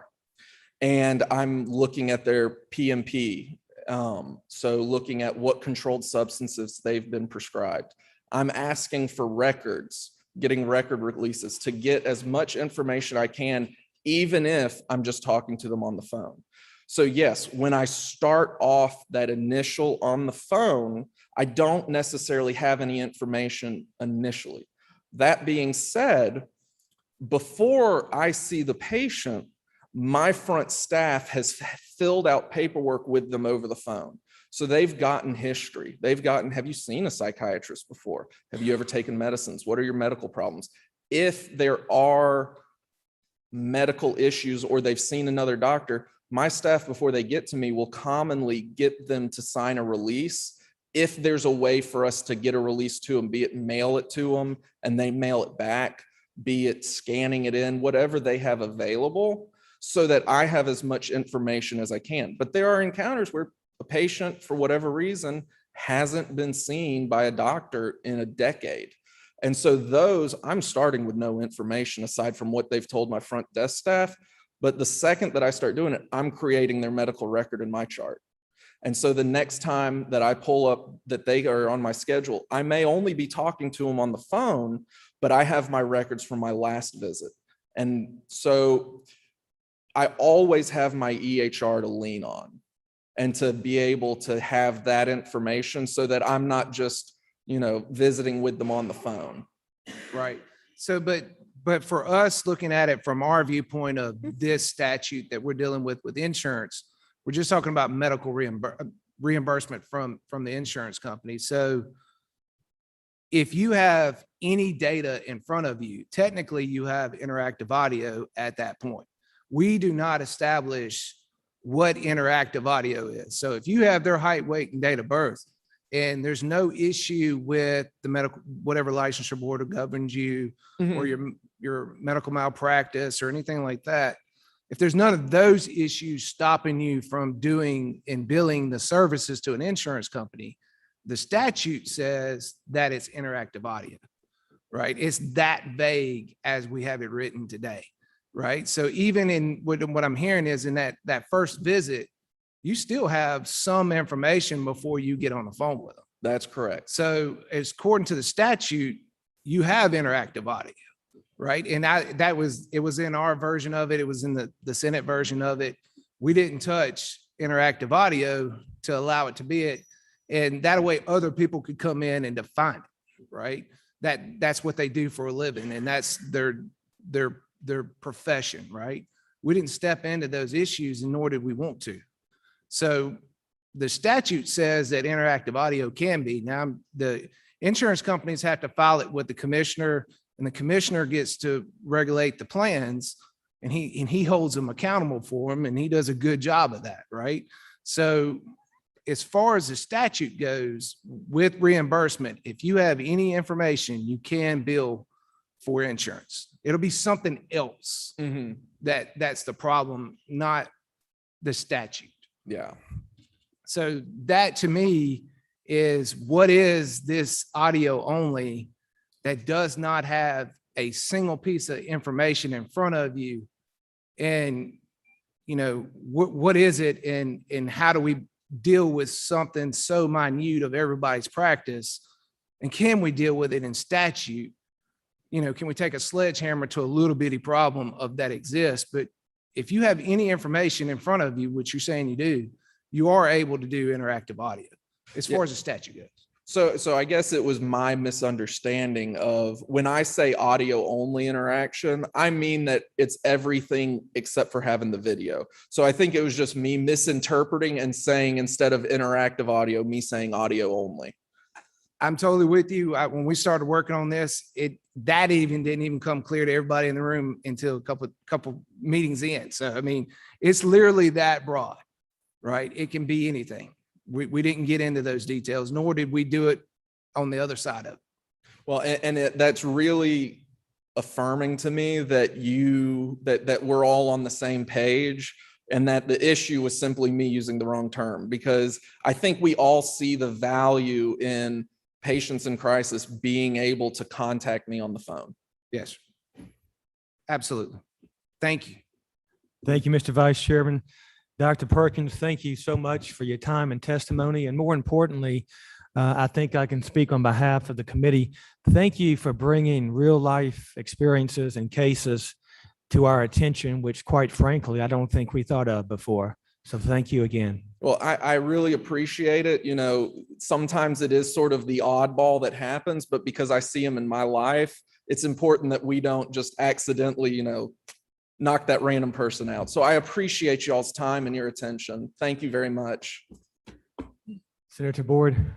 The next speaker we have is Dr. Alan Jones, the Associate Vice Chancellor for Clinical Affairs at the University of Mississippi Medical School. UMC has the distinction, I think, of being in the telemedicine business the longest of any entity in the state. And so I think Dr. Jones also can point us to some of the information that some of the committee members have asked about some studies and stuff. Thank you, Dr. Jones. Thank you, Mr. Chairman, members of the committee. Appreciate the opportunity to come and speak with you today. Don't want to be redundant in a lot of the things that you've heard, so I'm going to pare down what I had to say a little bit and try not to repeat too much of what's been said. At the Center for Telehealth at the University of Mississippi Medical Center, I believe we were the first healthcare provider to perform telemedicine in the state of Mississippi. That started in 2003 with a program called Telemergency, in which specialists in emergency medicine were able to remote into hospitals in small communities and raise the standard of care in those communities, in those emergency departments. We have data that show that program over time has improved patient outcomes and has lowered costs. Now, at present day, UMMC offers almost all specialties in medicine that we have specialists in, patients in every county in the state of Mississippi, and we have specific settings outside of just patients in those counties in all but 10 counties in the state of Mississippi. That could include the clinic, FQHC, a hospital, school, and various other settings. Our center is one of only 2 national centers of excellence in the United States. It was just reaffirmed for another 5 years by HRSA for that distinction. That means not only do we practice telemedicine, but we study telemedicine and we study the outcomes and we try to translate that knowledge into the practice of telemedicine. We're URAC accredited and we have an A rating from the American Telehealth Association. I think when we talk about telemedicine, it's important to think about the scope and breadth of telemedicine. A lot about what we've talked about today has been a physician-patient interaction, but there are a lot more components to telemedicine than that. We do distant audio-visual and audio consults. That can happen between a healthcare provider and another healthcare provider, or it can happen between a healthcare provider and a patient. We do store and forward telemedicine. The prototypical store and forward telemedicine is radiology, where you have an image of a patient that is taken, and in a distant site, a physician interprets that image for the patient. And then remote patient monitoring, where for patients with chronic disease states or who are in transitions of care, either out of the hospital or need care coordination, we're able to link that patient to a care provider, usually not a physician, oftentimes a nurse, social worker, a pharmacist. And through that linkage of care, we know we're able to drive down the ultimate cost of care, and we know we're able to make sure that that the patient's outcomes are improved. We've published data, and I can share that with the committee at any point, on a telehealth program in the Delta, particularly for diabetics. And over a longitudinal period of time, we've showed improved outcomes of those patients. So I think it's important, as we're talking about telemedicine, as the work that this committee and the legislature is doing, is to really bear in mind that the most important thing that we need to focus on is the patient. You know, there's been a lot of talk about, payer parity and types of visits and all these other things. But at the end of the day, what's very important about this is our patients. We need our patients to have increased access to care. Mississippi has the lowest number of physicians per capita of any other state in the country. 53 of 82 counties in the state of Mississippi are more than a 40-minute drive to any type of specialty care, just one specialty. Yet 10 years ago, there was data that was published that showed that 84% of households had computers, desktop or laptop computers, and 73% had access to broadband. That certainly has increased over time with the increase in handheld devices and the connectivity of our society. So we know that patients have access to audiovisual and audio technology that will allow them to get into the hands of patients, of physicians that they need to get into the hands of at the soonest possible juncture. And really the way that is done is through telehealth. There's a tremendous amount of data out there on patient outcomes. Telehealth's a patient-centered type of care. You can show improvements in diabetics, in patients with hypertension, patients with COPD, patients with cancer. You name the disease process, and there are data that show improved outcomes when those patients are linked into care, and some of that care comes through telemedicine. We also know that the cost of care clearly is decreased over the spectrum of healthcare. There have been studies that have been done by many other academic medical centers, some of which that have been cited today, where if you can avoid a more costly paradigm of care, such as an emergency department, that you're going to drive costs down. But even beyond that, it's been shown by Oregon Health Sciences University that the avoidance of travel and absenteeism from work can save up to $7 million a year among a patient population that uses telehealth. It's been shown by Johns Hopkins that through medication adherence in a subset of their patients in their geriatric clinic, that they were, if their data were extrapolated to the entire United States, to the patients in that particular group, that you could avoid hospitalizations at a cost of $300 billion a year, just through a pharmacy-driven medication adherence program implemented by telehealth. And the VA has done a study that showed the patients who interact with their telehealth program are able to save the VA $1 billion a year, or about $6,500 per patient per year. So unequivocally, through the spectrum of healthcare, telehealth drives down the cost of care and it improves outcomes of care. So, what we need to address, and I think what the committee wants to address, and through the legislation that was put forth last year, is wholeheartedly agree that some clear definitions are needed through legislation. We also certainly agree that we need some flexibility within the spectrum of what telehealth encompasses. It really needs to be the physician who is the decider of what is the most appropriate paradigm for that patient to interact with the medical care community through, whether it be interactive audio, audio only, audio visual. Having practiced telemedicine and emergency medicine for 12 years, I can tell you there are situations that you would never be able to predict would occur. And the physician needs some flexibility to determine the best modality of care in those situations and not be hampered by regulation that requires them to do things only a certain way. Now, there needs to be regulation to put boundaries on how we do things, but certainly not to dictate how we do them. And then, finally, in terms of reimbursement, what is important is that it shouldn't be a separate network for telehealth. I think that's been talked about already and addressed. And in terms of payment, what you're paying for a physician is not necessarily the infrastructure that they provide to the patient. What you're paying for is their education, training, knowledge, and expertise in how they guide that patient through the medical care system and the specific treatment that they get.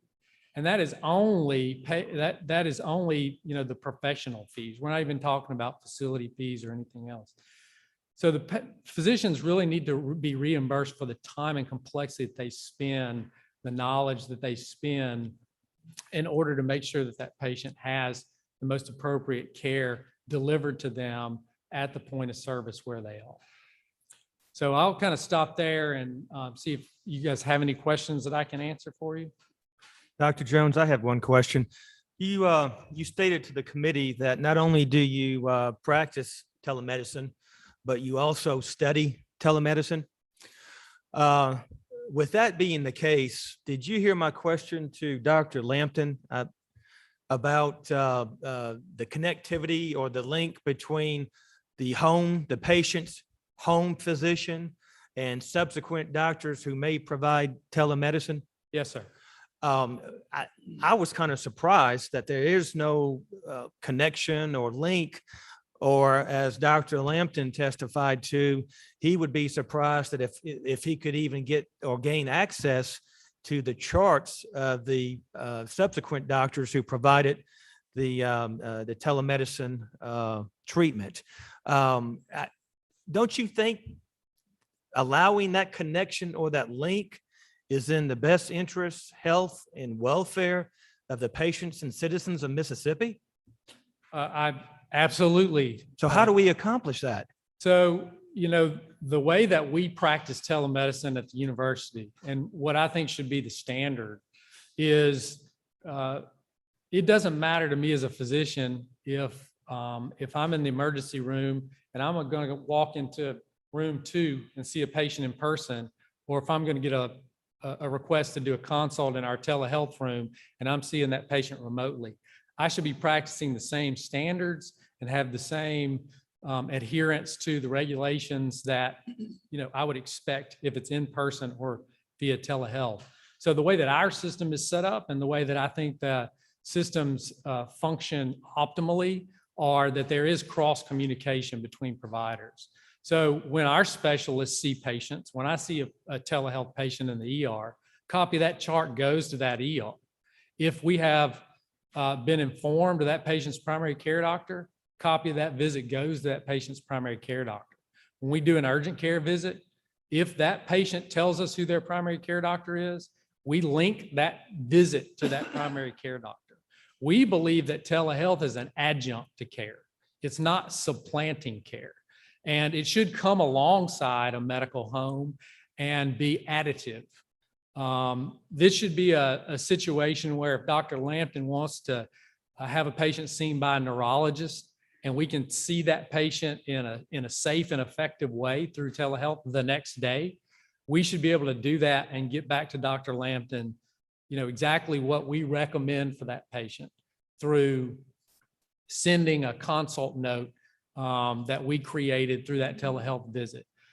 One of the unique things about our program, and it's one of the benefits of being, you know, Mississippi program is I know if there's a patient in Centerville, Mississippi, that I need to send them, if they need to go to the ER, I need to say, you need to go to Field Memorial Hospital. If they tell me who their doctor is, that I can, you know, direct them to that medical care home. Our providers have a lot of knowledge about Mississippi. They have a lot of connections and interactions with local physicians. And we try to plug that patient back into their medical care system rather than have telemedicine be a separate system. The way we view it is it's an adjunct to our care.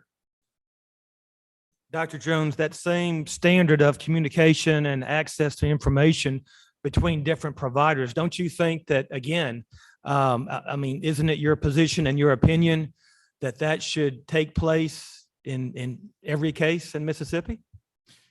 It should take place when feasible, for sure. You know, I can envision some situations where it may not be additive, but that's certainly our standard. I spoke to you about remote patient monitoring. When we have routine blood sugar or blood pressure measurements on patients and we've adjusted patients' medications, we want that data in front of their primary care doctor, because their primary care doctor has to be the one that continually managed. We're seeing that patient for a snippet in time. So I agree with you that that is the standard we want to adhere to.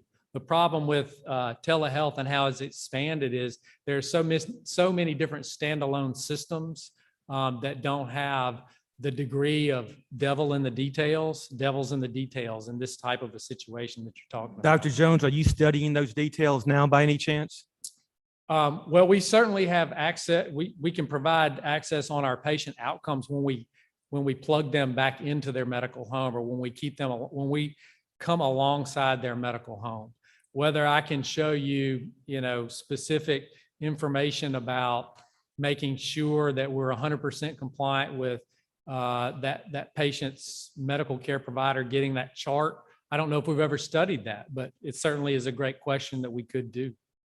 Thank you, Dr. Jones. Any other questions from the members of the committee? Senator? Thank you, Doctor, and thank all of y'all for being here today and trying to give us some knowledge. What's and I'm all for this. We're rural Mississippi. I mean, we need this. But what's to keep fraud from happening? Well, the same thing that keeps fraud from happening from an in-person visit. There are. And I'm just being the devil's advocate here. I mean, it looks like it would be easier to commit fraud from this.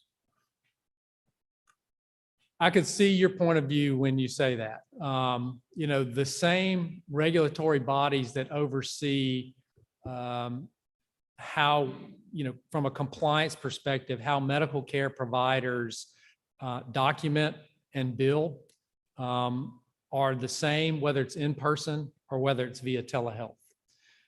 So to some degree, what I do for you as a physician, when I'm looking at you face to face, there's no separate way of documenting that, just like telehealth. So it's up to the physician to accurately document. And it can go both ways. Certainly physicians could upcode in some situations where they didn't, but there are also situations where, because of payer requirements, things are downcoded, which is just as big a compliance issue as an upcode. So, the same systems that are in place to keep physicians and hospitals and clinics and other medical care providers honest about what they do. And I believe that, we're talking about 99.99% of the time, that is the goal, is to be as honest as possible, because no one wants to be found guilty of fraud or anything. Those same systems that we use for in-person, we use for telehealth. And we need to have regular audits, and we need to be held in compliance, and we need to make sure we're being honest with what we're providing. But certainly when you are more removed from a situation, it seems common sense that fraudulent activity may be something that could occur more. It kind of reminds me of a buddy of mine going through a divorce. Every time he called his lawyer, his lawyer would charge him a lot more on the phone than he would in person. But thank you for all your work. I appreciate it. Sure. Okay. I'm not getting into divorces or lawyers, so. All right, we have one final question from Vice Chairman McClendon. Thank you, Mr. Chairman, and thank you, Dr. Jones. Going the other direction, with as few physicians and practitioners as we have, has telemedicine opened the world up of more lawsuits to you guys?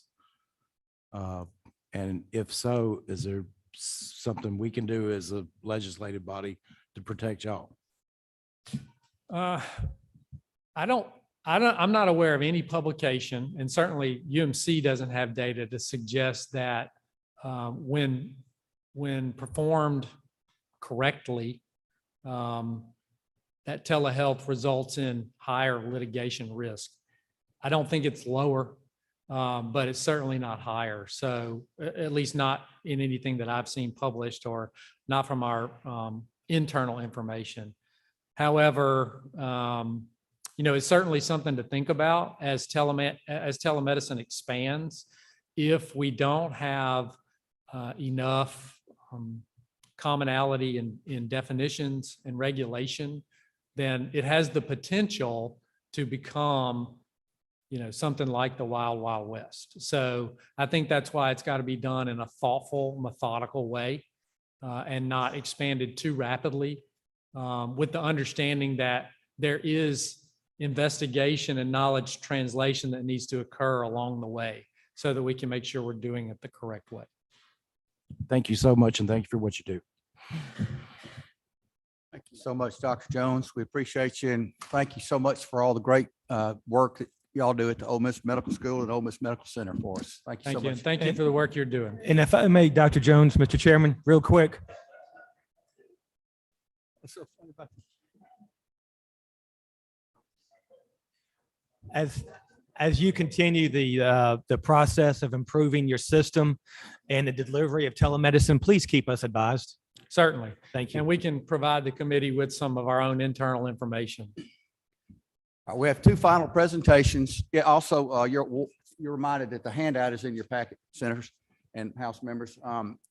We have two final presentations. We're committed to finishing by noon. Let's take a 1-minute stretch break. We've been at it a long time. Stand up and stretch. And Sydney Allen and Catherine Stewart, if you'll come to the podium, please be prepared to introduce your speaker.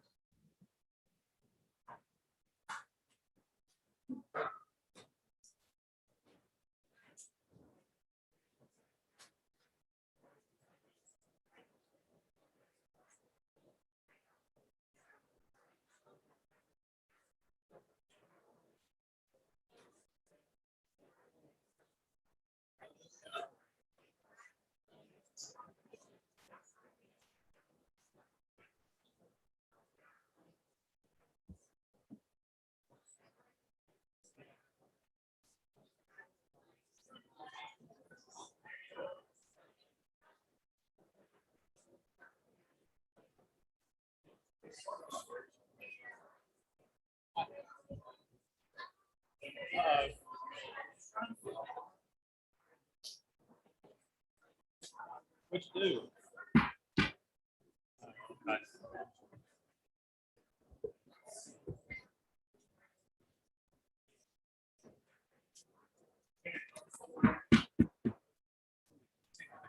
1 minute comes very quickly.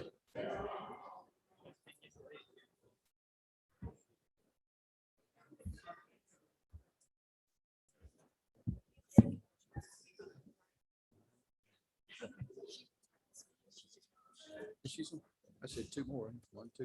Yeah. Okay.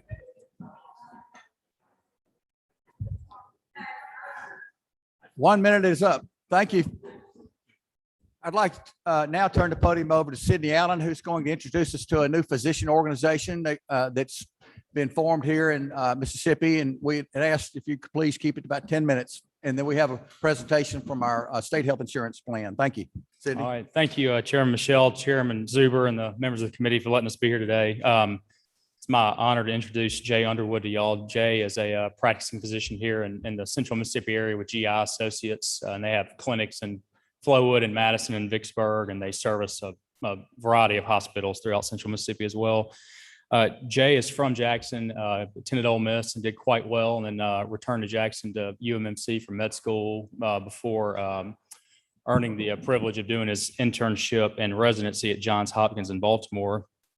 Thankfully, he decided to return to Mississippi after that time and was the chief resident clinical instructor in internal medicine at UMMC before wrapping up his education with his fellowship at Vanderbilt in Nashville. Jay has been practicing with GI Associates for about 20 years now, served in a variety of leadership positions throughout his career. He also currently serves as an assistant clinical professor of medicine at UMMC. He's a diplomat of the American Board of Internal Medicine. He's a member of the American Gastroenterological Association. a longtime member of the Mississippi State Medical Association. And as Chairman Michelle mentioned, he's now serving as the inaugural chairman of the Mississippi Independent Physician Practice Association, which is a newly formed organization here in Mississippi. So I'll turn it over to Jay.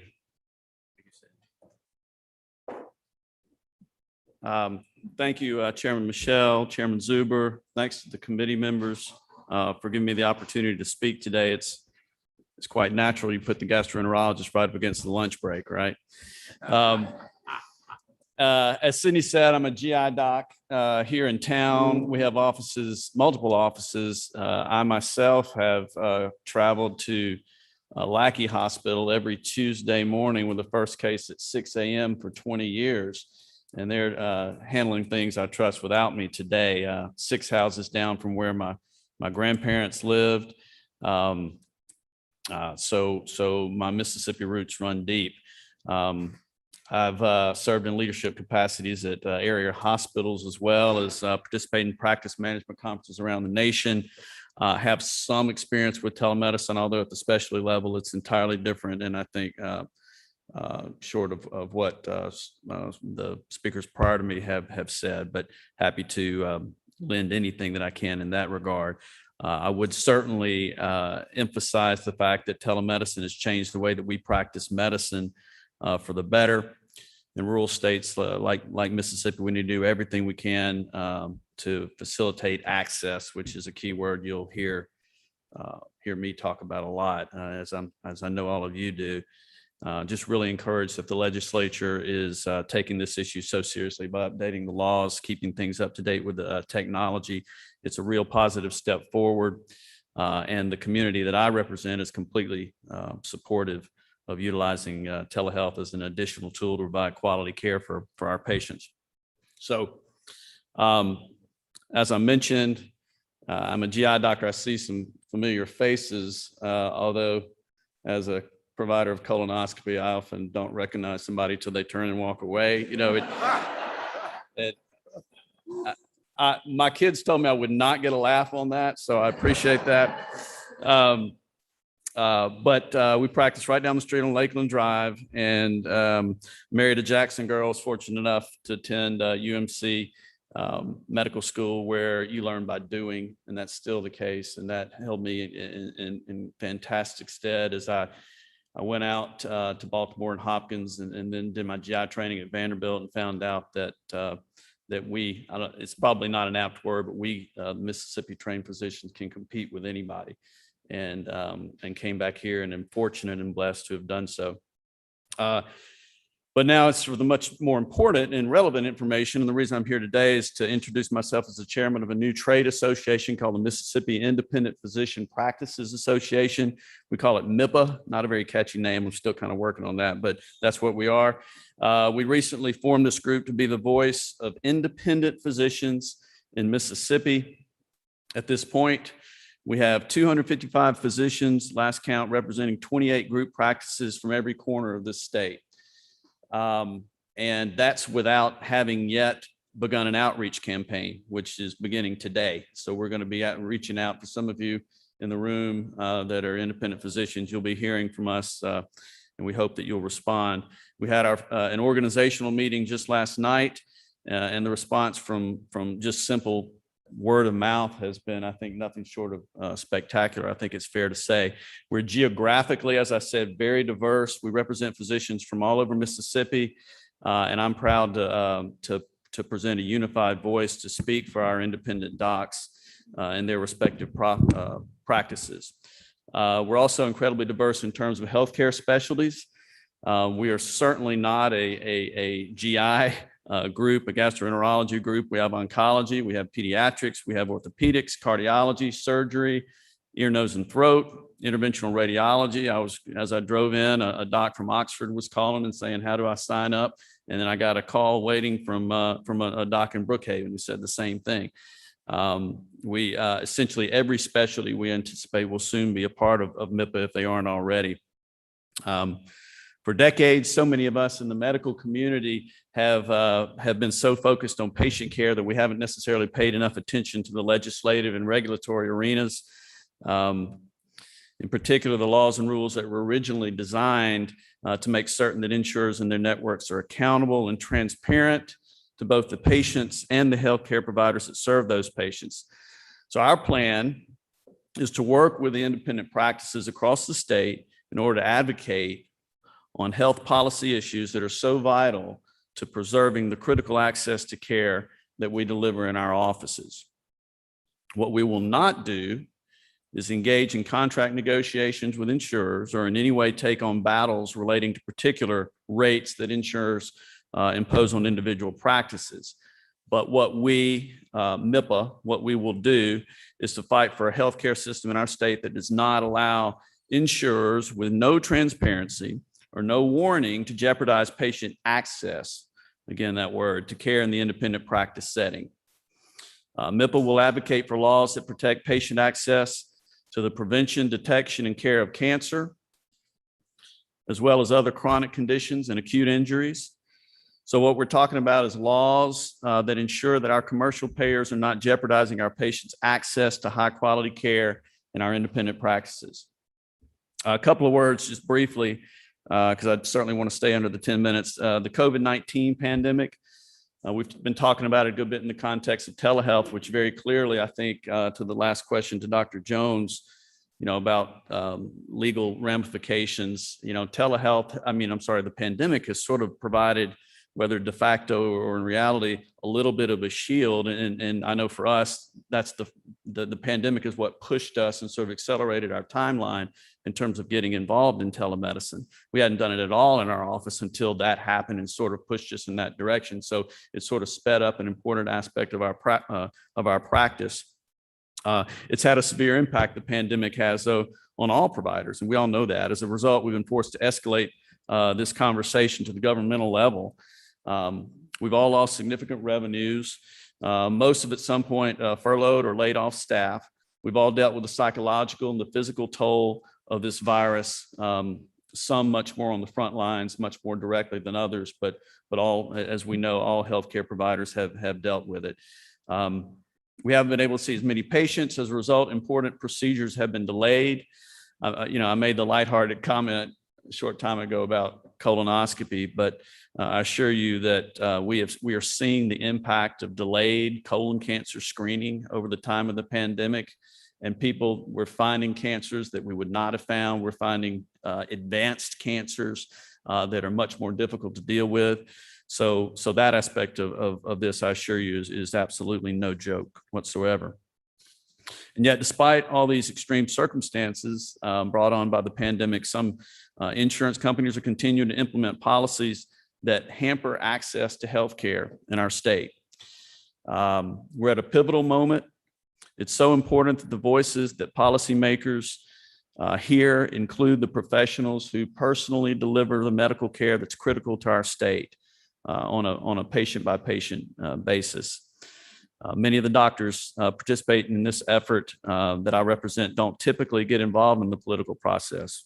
Example, Exhibit A here. But these issues are so important to us and so vital for our patients that we're taking time away from our practices to get off the sidelines and get into the arena here. So we believe that the unilateral business practices of some, and I emphasize that word, not all, but some insurers should be examined by this body. Independent doctors, and I would think all providers really, are asking the legislature to help us by considering common sense changes. We don't have all the answers on how to solve these problems, but we do know that it's time to work together to find some solutions. Physicians, hospitals, nurses, other healthcare providers are at a disadvantage when it comes to dealing with insurance companies. It's our hope that legislation can be passed to make insurers more transparent and accountable to the providers that they utilize and to the members that they're required by law to serve.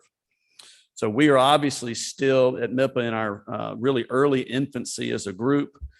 We haven't even really had the opportunity to sit down and discuss what our priorities are, other than just sort of off the cuff conversations. All of that will be formalized in the near future. As I said, we had our first official meeting last night, but over the next few weeks and months, we're going to work hard, I assure you, to develop legislative proposals that hopefully y'all can support. We look forward to visiting with you to discuss our ideas and to listen to your suggestions on how, working together, we can all improve healthcare in our great state. This important effort, we feel, is 20+ years in the making. We see momentum building across the state for change in our healthcare policies. We're really, really eager to get started with this, and there's a lot of excitement on our end. So thanks again, Mr. Chairman, and to all the committee members for allowing me to introduce MIPA today. We look forward to working with all of you and hope to have your support as we move forward. And I don't know if there's time for questions or if you want me to take them, Mr. Chairman. Have any? Dr. Underwood, we sure thank you for being with us today, and we want to thank you and all our previous presenters for staying in the great state of Mississippi and practicing medicine. Thank you. Thank you very much. Okay, Cindy Bradshaw, if you'd please come up. Our last presentation today, Chairman Zuber had asked that we get an update on the state health insurance plan. And there's one misconception among many people that our state health insurance plan is run by Blue Cross. Well, that's half true. We are a self-insured plan, and it's administered by Blue Cross. And Ms. Bradshaw is with the Department of Finance Administration. She's the insurance administrator for our program. It's a self-insured program. And as chairman of the insurance committee in the Senate, I am an ex officio member of the state health and school employees health insurance plan, which meets monthly. And I've been able to participate in the meetings. And I can promise you, we've got a brilliant individual in Cindy Bradshaw running this program. And so she's going to give us an update. And also, it's members of the committee, you may want to ask her questions about the effect on the state health insurance plan for telemedicine. You may want to ask on some of the testimony we heard yesterday on mandatory inclusions of hearing aids, on what it would do for our state health plan, or any other procedures. We have multiple bills each year that seek to mandate procedures on our health plan, and Cindy can run the numbers and tell us how that would affect our premiums and our deductibles. Cindy, thank you for being with us. Thank you, Chairman. I appreciate those kind comments. I have been with the state for about 9 years, and I was honored to be asked to be the state administrator in January. Seem a little bit inadequate today coming after all these fine doctors, but I did bring our actuary with us. He can talk till your eyes start circling around. So just a little bit about the state health plan. This is in statute. The state health plan started in 1942. There was a school plan that started in 1991. The state plan became self-insured in 1994, and the state and the school plan was combined together in 1999. So created in the legislature in 1997, a 14-member board was established to really operate the plan, to determine the rules and regulations, to set and establish the premiums. We do have a strategic plan. I would encourage all of y'all to take a look at that. It's on our website. And the board's goals are really three things. We have three pillars that kind of lead us. One is to improve the overall health and well-being of our plan participants. One is to promote an efficient healthcare delivery system, and the other is to ensure that our participants are satisfied with the health benefits that they are provided. Quickly, this slide just shows who our board members are. Most of these are ex officio members, with the exception of 2 members that we have that are appointed by the governor. In statute 2, one of those is required to be an actuary, and the other one is required to be someone who has experience in the health insurance business. The Department of Finance Administration, our office specifically with the Office of Insurance, is charged as the administrative body, providing support to the board and managing the day-to-day operations. Again, in statute, it lists the people who are eligible for our plan. These are state agencies, school districts, public libraries, universities, obviously the House of Representatives, the Senate, staff members, state judges, district attorneys, and statewide elected officials. You may notice that their local cities and municipalities are not eligible for the plan. We are asked occasionally to evaluate whether it would be feasible for them to participate.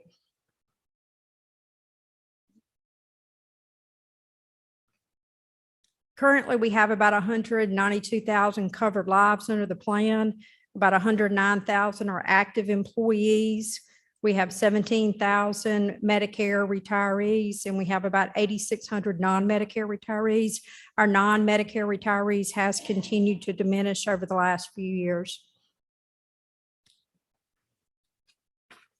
As the chairman mentioned, we are a self-funded plan. I think that does cause a great bit of confusion. Our office does not receive any direct appropriations from the state. The state assumes all the risk for the insurance. The employers submit their enrollment to our third-party administrator, which is currently Blue Cross and Blue Shield. In turn, Blue Cross and Blue Shield bills the employers for the premiums. Those premiums are submitted to us in our office at the state. And out of those dollars, we reimburse Blue Cross and Blue Shield for the claims that they've paid on our behalf, as well as the PBM. And then we also pay for any of our other vendors that we have and cover our administrative cost. This arrangement, we believe, is the best value for the state. It eliminates a third party dictating what your benefits are going to be, what your premiums are going to be. We don't have any profit. Our goal is just basically to make sure that the premiums we collect cover our administrative fees and pay for our claims. Anything that we have above that every year just goes into a reserve fund, and we'll talk a little bit more about that. Just to give you briefly some of our vendors, obviously we have Blue Cross and Blue Shield. All of these are done through a competitive bid process. We do have CVS became our PBM manager in January. We recently contracted with Kepro to do our case management, utilization management review. We have Active Health. They're a disease management and wellness promotion vendor. We currently have Amwell as our selected telemedicine vendor. And we also have Minnesota Life, which administers our life insurance plan. Just one side note on our life insurance, this past year, we just received the actuarial report. Due to COVID, this is the first time in quite some time that our life insurance did not break even. We lost about $3.8 million because of COVID-related claims. Lynn Townsend's the actuary for the board. He's been the actuary for over 20 years. We have a consulting group that's Siegel Consulting. We have claims technology and Pillar Consulting. We do annual audits on our vendors on Blue Cross and Blue Shield and our PBM, and these are our two vendors that were selected again through a competitive bid process to do those performance audits. We also have a decision support vendor. All of the claims that Blue Cross processes, as well as our PBM vendor, goes into one master database that's de-identified membership so that we can run reports. Back in 2006, the legislature passed a law that really created two different classifications of employees. We have a legacy employee and Horizon employee. The determination of that really is driven by the date of employment when an employee becomes full-time with the state. If you were employed prior to 1106, you're considered a legacy employee. After that, you're considered a Horizon employee.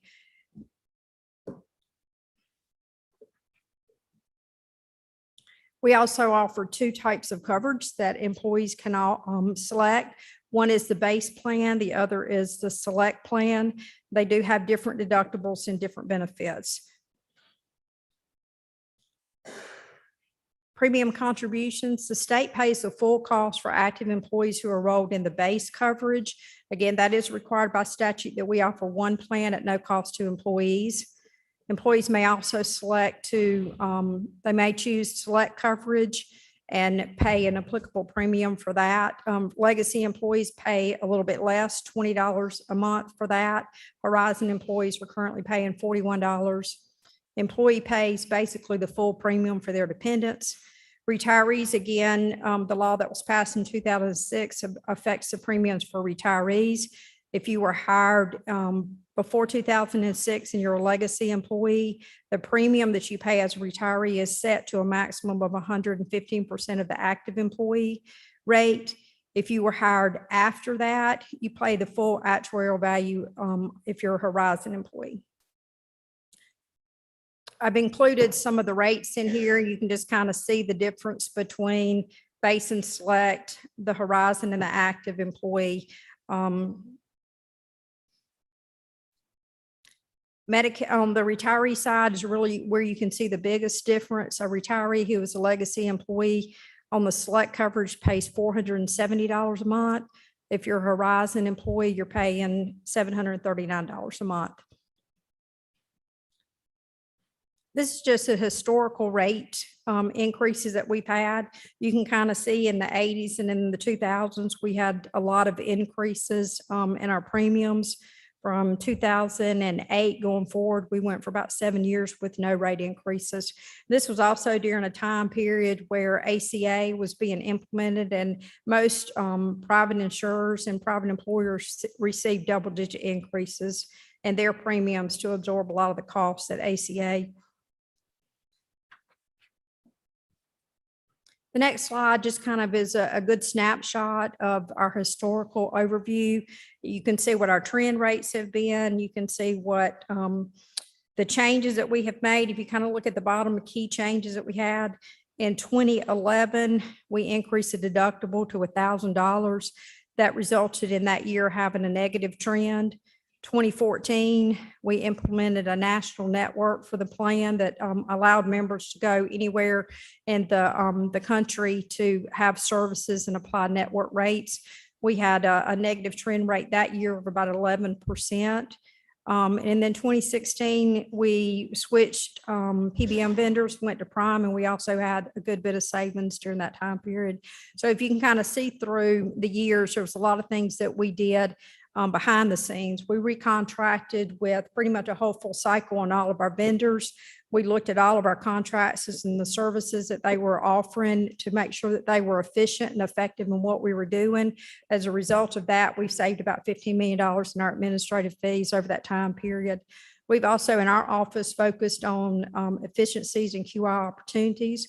We've reduced our staff from 21 down to 17 employees. And so during this time period, you can see that we didn't have rate increases. A lot of that was driven because of the changes that we made. We were building up a surplus. And so the years following that, when we were looking at what our claims were, what Lynn was telling us our premiums need to be set at in order to cover that, the board opted to use some of those reserve monies to offset what the rate increases were going to be. So we were allowed to go for several years, well, 7 or 8 years, without having a rate increase as we were buying down and kind of spending that reserve fund. We certainly recognize that there's a lot of competition for the state dollars and just didn't feel like it was wise at the time to come and ask the legislature for more money when we had a large reserve. In the last couple of years, we have had a 3% increase. Our reserve has really diminished, and we estimate at the end of 22, we're going to be back at what our level funding surplus recommendation would be. So I often hear people say that our health insurance is too expensive. And I think this is for, if you get those questions, this is probably one of the most important slides that you can see. If you look at this is a survey from, and these are 2020 rates. But if you look at this survey and you see Mississippi's premium for a single coverage, the total premium is $418. We're by far the lowest in the South. I think Kentucky, Florida may be the highest. Their rate's $463. Louisiana's $737. And so we're actually, if you look at the Southern state average, it's $626. So that's the average of what the individual premium is for the Southern states that we have on this list. Mississippi's rate's $208 less than what the Southern state average is. If we look at what the employee share is, Mississippi employees pay $52 less for single coverage than what the Southern state average is. If you look at what the state shares contribution is, the state pays an average of $156 less. And that again is directly tied to the fact that we have one of the lowest rates in what we charge for individual coverage. The complaint most often comes in on the family coverage side. If you take a look at that, the average on the state total cost for average states for family coverage in 2020 was $1,582. If you look at the states, our state, we're $472 less than what that average is. The big difference comes in with the employer share. If you take a look at that, the state of Mississippi employees pay for family coverage $261 more than what the average is. That is directly related to the state's contribution. If you can take a look at the far left side, we have what the list is of what most states pay toward family coverage. The state of Mississippi allows 34% is what we apply to family coverage. Alabama may be the highest. They cover 81%, 89%. Florida covers 89%. Most of them, I think that the average is 71% and Mississippi covers 64%. This chart just gives you a breakdown of how we are with legacy and Horizon employees. One of the things that's real significant about this is that we've reached the point now since 2006, we have more employees that are Horizon as opposed to legacy employees. That's important because last year, the state's OPEB liability was about $779 million. That's directly related to the premium subsidy on retirees. So as more people, as the legacy employees are going to continue to decrease, as the Horizon employees increase, then our OPEB liability is going to be reduced because we're no longer subsidizing retiree coverage. So just briefly about the two options that we have. The base option that we have is qualifies as a high deductible health plan. Most of the benefits that we offer in the base plan are dictated by the Internal Revenue Service in order to make sure that it continues to qualify as a high deductible health plan. This plan allows employees to open up a health savings account and contribute money to that to offset some of their future expenses. So it's basically a standard PPO plan. We have a network and non-network benefit. After the deductibles met, the plan pays 80% for network services and we pay 60% for out-of-network services. We do have some first dollar coverage on that ACA allows, and the Internal Revenue Service does allow us. Adult preventive wellness services on the base plan, we pay at 100%. Maternity care, if you complete the maternity management program, we pay 100% of that. Otherwise, it's deductible co-insurance. We are allowed to pay 100% coverage for wellborn care, wellborn child visits and routine tests and immunizations. We also have pharmacy benefits on the base plan. For most the benefits that we have, the deductible has to be met. After the deductible's met, these are the applicable copays. They did make a change a few years ago that the plan adopted to is in that there are certain preventive medications such as blood pressure medication, diabetes medication that we're allowed to pay at 100% based on these copays before the deductible is met. On the select coverage, again, we have network and non-network benefits. The big difference in this is that the deductible is a little bit lower. We have a $25 primary care visit. We do annual surveys of employees to get their opinions on our benefits that we provide. One of the common things that we used to get was, why do we not have a primary care copay? So we implemented that. Now we get the number one question is, why don't we have a copay on specialist visits? There were several reasons for that, primarily because of the expense. The primary care office visit copay increased cost to the plan of between $12 and $14 million. We would anticipate a copay for specialists to increase cost more than that. And the other option, reason why we don't have a specialist copay is we want to encourage people to develop a relationship with their primary care doctor. I think most of us know of somebody who may have a chest pain and the first thing they want to do is go see a cardiologist, or they have an abdominal pain, they want to go see a GI doctor. I mean, a lot of those things could just be treated at their primary care doctor. So having a copay, we feel like that's the most cost efficient modality for members to go to see their primary care doctor and to foster that medical home arrangement. So then all the other benefits after the deductibles met, members pay a 20% co-insurance up into the co-insurance maximum. We do have an emergency room copay that's in addition to the deductible and co-insurance.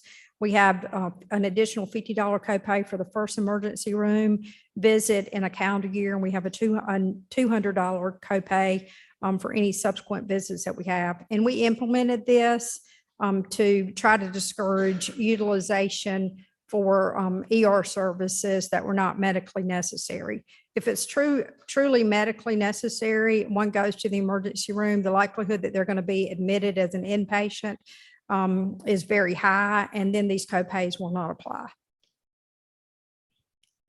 So we have the same preventive wellness services on the select coverage and the same copays. We just have a $75 calendar year deductible, pharmacy deductible, and that has to be met before the copayments apply each year. We also have a program called Motivating Mississippi's Keys to Healthy Living. This is our wellness program that we have. Again, if you think back to our strategy, is to improve the health and wellness of our participants. So we have this plan that includes the wellness services that we have. We also offer free coverage for weight management programs, tobacco cessation programs, maternity management. We also have a structure in the state for worksite wellness coordinators. Active Health provides 4 coordinators that are strategically placed across the state. They're tasked with communicating and organizing health and wellness events with the employer units. They have a big toolbox of all types of activities that they can have at employer units to help have our employees healthier. So why do we have those wellness strategies? Partially it's because of this. This is a comparison of the chronic conditions that we're seeing in our state. You can see how much we spend on an annual basis in 18, 19, and 20. You can tell from 2019 to 2020, the amount that we were spending on these 4 diseases increased pretty significantly. Part of that is because we've had drastic increases in the cost of medications. And we also have had a whole lot more people who've moved into these categories that are continuing to be treated for these conditions. Unfortunately, the health of our population has continued to decline. And with that, our costs also go up a lot. One of the primary reasons, again, is the pharmacy medications. That's one thing that we're really struggling with. I think when ACA eliminated the lifetime max amount and they enforced a maximum out-of-pocket limit, it pretty much gave the manufacturers full reign to charge whatever they want for medications. So it's not uncommon now for us to get medications that are $40,000, $50,000, $60,000 a month for employees that we didn't have in the past. And they're doing this by way of offering patient assistant coupons. So if a member gets a prescription and that prescription is $14,000, the member would have to meet their deductible and their co-insurance. So the manufacturer is saying, here's a coupon, we'll cover your deductible and your co-insurance. Member doesn't pay anything out of pocket, and all of a sudden they're connected to a $40,000 or $50,000, $60,000 drug that they may be on as a maintenance medication. So then back to the topic of the day for telemedicine. So just kind of giving you a little bit of background on our history with telemedicine. Back in 2014 and 2015, and one of the things we were focusing on, again, was reducing cost. We did a deep dive evaluation first on like our ER visits, and looking at the claims and the diagnosis codes on those ER visits, a tremendous amount of those ER visits were not considered medically necessary. They were ear infections, they were sore throat, they were coughs. And, we think, why are people going to the emergency room for things like that? But, there's a lot of parents, child wakes up at 3 a.m, they have a temperature of 103, they panic, they go to the emergency room. So that was one thing that we developed a strategy, which was those copays.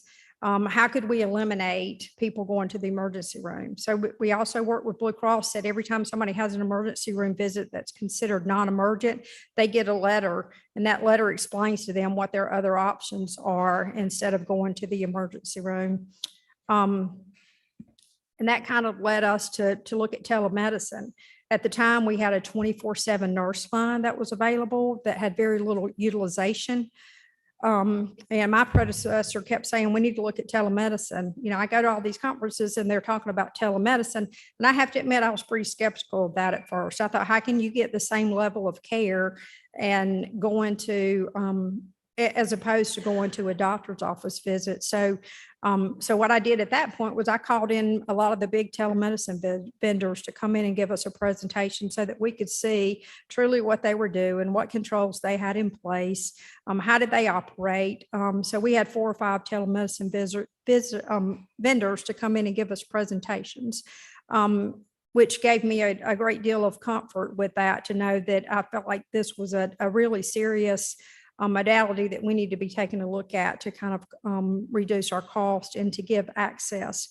And during this time too, one of the things that we kept hearing was access to care was so limited. We had so few doctors in the state that people were having to wait long times before they could even get into a doctor. So we go through a competitive bid process in 2016. And as a result of that process, we contracted with American Well, or Amwell as they're known as. They went live on March the 1st in 2017. And to date, they've had about 4,000 online visits. We've estimated with that, when you compare that to the cost of an in-person visit, we've saved $700,000. I know a previous member mentioned absenteeism. I mean, we don't really factor into that because that's not going to generate savings for us. But some of the reports we do get suggest that if you add in presenteeism with that, that it pushes the value of that up closer to $1.5 million.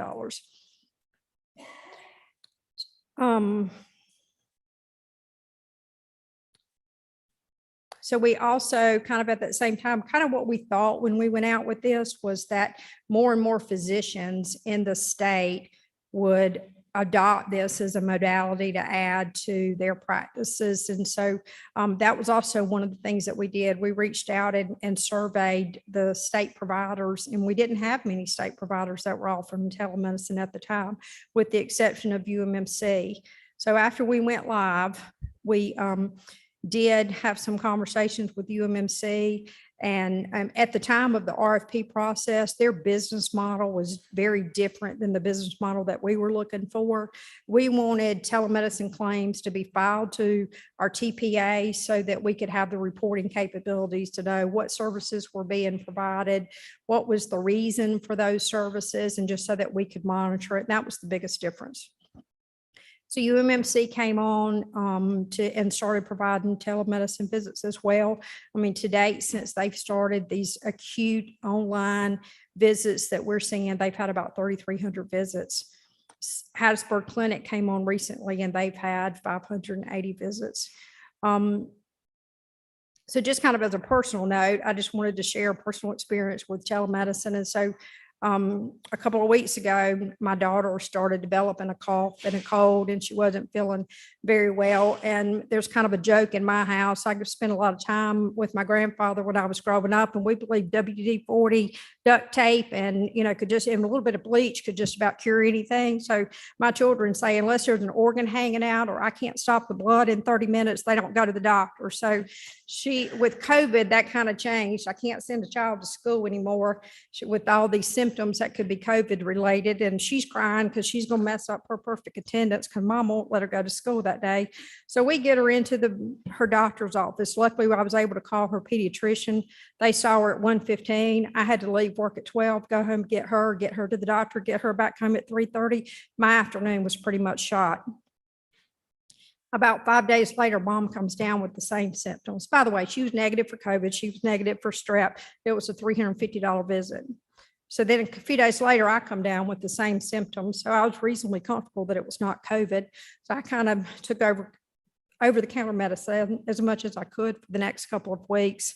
It can continue to just kind of linger along. So I finally called my primary care doctor. They said, well, if it's sinus related, we can't see you until you have an online consultation with the doctor. And after you have that, we'll let you know whether you can come in. I said, I just need a Decadron shot. I got these hearings. I need to be prepared. I can't be up coughing in front of all these people. No way. Can't get you in until you have a conversation with the doctor.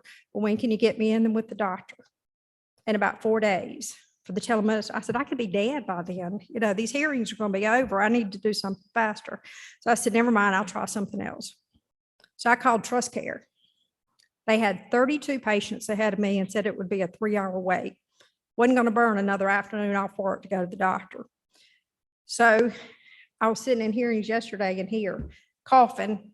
The commissioner and I are sharing cough drops the entire time, trying to make sure, because when you cough nowadays, people just spread out away from you like crazy and look at you like you have the plague. So I'm trying not to cough. So while we were in that meeting yesterday, I picked up my phone. I downloaded the app to UMMC's telemedicine service. I scheduled me an appointment for 4:30. I had that visit when I left these hearings yesterday. I got online with the nurse practitioner, had my meeting with her as I was walking back to my office. She called in the prescriptions. My baby went and picked them up. And at 9 o'clock last night, I had my medicine and I feel great today. So just a little story. It's very efficient. It's very helpful. But one of the things that we look at from the payer perspective, and I do have a different perspective from many of the doctors here because I am a payer. When we went out for a competitive bid for telemedicine services, and in this arena, I'm talking about just these acute care things. Most of the people who go to telemedicine visits for us are respiratory infections, coughing, sinus infections, UTIs, things that you pretty much know you just need an antibiotic for and you're on your way. It's not a lot of serious things, but that's primarily what we're seeing in terms of utilization. I can tell you that our experience has been that when most people go and have a telemedicine visit, it's so convenient. The repeat usage of that is really, really high. We have members that have completed telemedicine visits in these acute care settings multiple times. The big issue for us as a payer is when you look at the competitive price for what these doctors are willing to do it for. So we go out for RFP, we got bids back $49 a visit. And if I compare $49 a visit to what the plan has to pay, if you go to a normal office visit, which could be $170, that's a lot of money. It's gone up a couple of bucks over the years. I think now we're paying $59 for every one of these services. And so, my task is to make sure that we spend the tax dollars that y'all provide and that the employees provide for this coverage in the most efficient, most effective way possible. We are extremely conservative on how we spend those dollars. There's a lot of competition for what we pay for. And that is one of the things I think is very successful for these acute care situations. So we kind of hope that since we went live with this contract in 2017, my hope and desire was that we didn't have a vendor who's out of state who's doing these services, that we would have network providers all around the state saying, me, I want to do this. How can I get on board with providing these services? And so far, these were the only vendors that we had. The big change came along with COVID. So, and just two other facts. One of the other reasons that we did this is because obesity is such a huge problem in our state. I mean, we added registered dietitians as a covered provider. We may be one of the few plans in the state that covers registered dietitians. And we were really, my hope and desire with that would be that these bigger clinics, when the doctors say, I have 8 minutes to spend with this patient, but you go down the hall and talk to this registered dietitian, let her counsel with you about how you need to be eating better and how you need to be exercising and show you how you can get healthier. And that just hasn't happened, which is one big disappointment that I have in covering registered dietitians. The other big key, was behavioral health. There's such a stigma for people to walk into a mental health provider's office. They don't want to be seen going in and out, and it's uncomfortable. That we thought we added behavioral health, thinking that a lot of our employees would do this talk therapy, as we call it, over the phone or on a video conference in the comfort of their own home, so that they would feel comfortable and get the care that we need, because this is a growing area for people who need behavioral health services. And we don't have a lot of providers. The other big reason on here that's not included on this is dermatology. We don't have a lot of dermatologists. The wait to get into a dermatologist in our state is a long wait. If you can get in, and Amwell and these other telemedicine companies offered the services of a dermatologist that could treat their conditions and at least tell you whether you needed to be referred somewhere. So then COVID hits. As bad as it was, the one good thing that came out of this is that it forced doctors to get on board with telemedicine. So this is kind of I noticed earlier, one of the physicians said that, primary care doctors really didn't do a lot of telemedicine. I mean, this is a little bit different. So we had 34,000 behavioral health visits. This is since COVID hit in March. We've had 17,000 psychiatric encounters, 74,000 primary visits, and 35,000 specialist encounters. So the commissioner and I coordinated a meeting with UMMC, and we brought in, right when COVID, started coming out, what are we going to do if all these physicians go home and our members still need to have care? How are we going to do that? How are we going to treat all of these COVID patients and triage them and make sure that there was so much misinformation, at the time as what should you do if you have COVID? What are the symptoms if you have COVID? And so, and our big concern was we wanted to make sure that doctors were able to survive through this and to get money out to them as fast as we can. And so we kind of opened up the doors and said, any of these doctors in the network that want to do telemedicine visits or phone visits, because we knew most of them didn't have the technology to do it, to let them do it. And this is kind of the result of that. The dollars attached to this, I think on primary care, we've spent probably $5 million. Specialist has been a little bit less. Behavioral health and psychiatrist, I mean, that's probably $1 or $2 million on each one of those that we've covered. So that's really the end of my presentation. My contact information is included in your presentations, and y'all feel free to call me if you have constituents that have complaints. Feel free to give them my number, and I'll be glad to talk to them and take that off your plate. Thank you so much. Any questions from the members of the legislature as it relates to our state health insurance plan? Chairman Zuber. Thank you, Mr. Chairman. Cindy, thank you so much for being here. I've been on the House Insurance Committee for quite some time, and I don't think we've actually ever, as far as I can remember, have had you testify in front of the House Insurance Committee. And by the way, you're doing a great job. Thank you. For the benefit of the committee, it's whenever, and I call it our plan because we are all members of that plan, of the state Sure. health insurance plan. Whenever the plan has a shortfall, we are limited in terms of what we can do to meet that shortfall. We can either get money from the general fund, which comes obviously from the taxpayers of this state, correct? Correct. Or we can increase the premiums and the co-payments that our state employees and teachers and everybody else pays, correct? Yes, sir. So what I want to hear from you today, and you touched on it briefly, is it true that the number one source of the increase in costs for the state plan is prescriptions, medications? And if not, what is it? It is prescriptions and more utilization. As our population continued, we've gone, and I know when I first started, the average age of the employee was 42. Now the average age is closer to 44. I mean, and we have, again, more and more people who are getting diagnosed with diabetes and hypertension, which increases the medication utilization and its exorbitant cost of medications. And I think one of your charts that you showed, we have a contract with CVS. Yes, sir. For prescriptions. Is there anything that the legislature can do to help with that situation? I'm sure there's lots of things that can be done. I know it's a problem at the federal level, that there have been a lot of things that the federal government has tried to do. And, honestly, I think the pharmaceutical lobbying group is just so big, it limits a lot of that.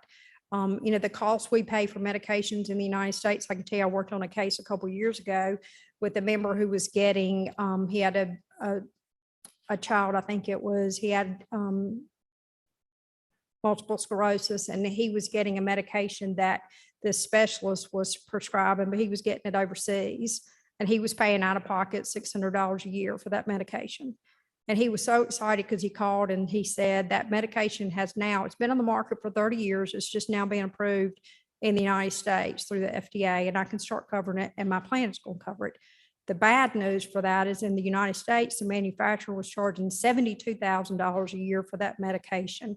He was having to pay $100 copayment for it. So he was going to end up paying $1,200 for medication that he was purchasing here in the United States that he was buying overseas for $600. And instead of us paying nothing, we were going to pay $72,000 a year. And you're right, Cindy, it is a national issue, but as you mentioned, we have had to go to the taxpayer and we have had to request our teachers and state employees to pay more in terms of their copay and premiums over the last several years because we have experienced shortfalls. When is the prescription contract up? We just started with CVS this year, and it's a 4-year contract with the option to renew for 1 additional year. Okay. And by any chance, do you know, do they have the ability to buy medicine and prescriptions from places like Canada or anywhere else outside of the United States? Do you know that by any I chance? do not know for sure. Okay. I do not.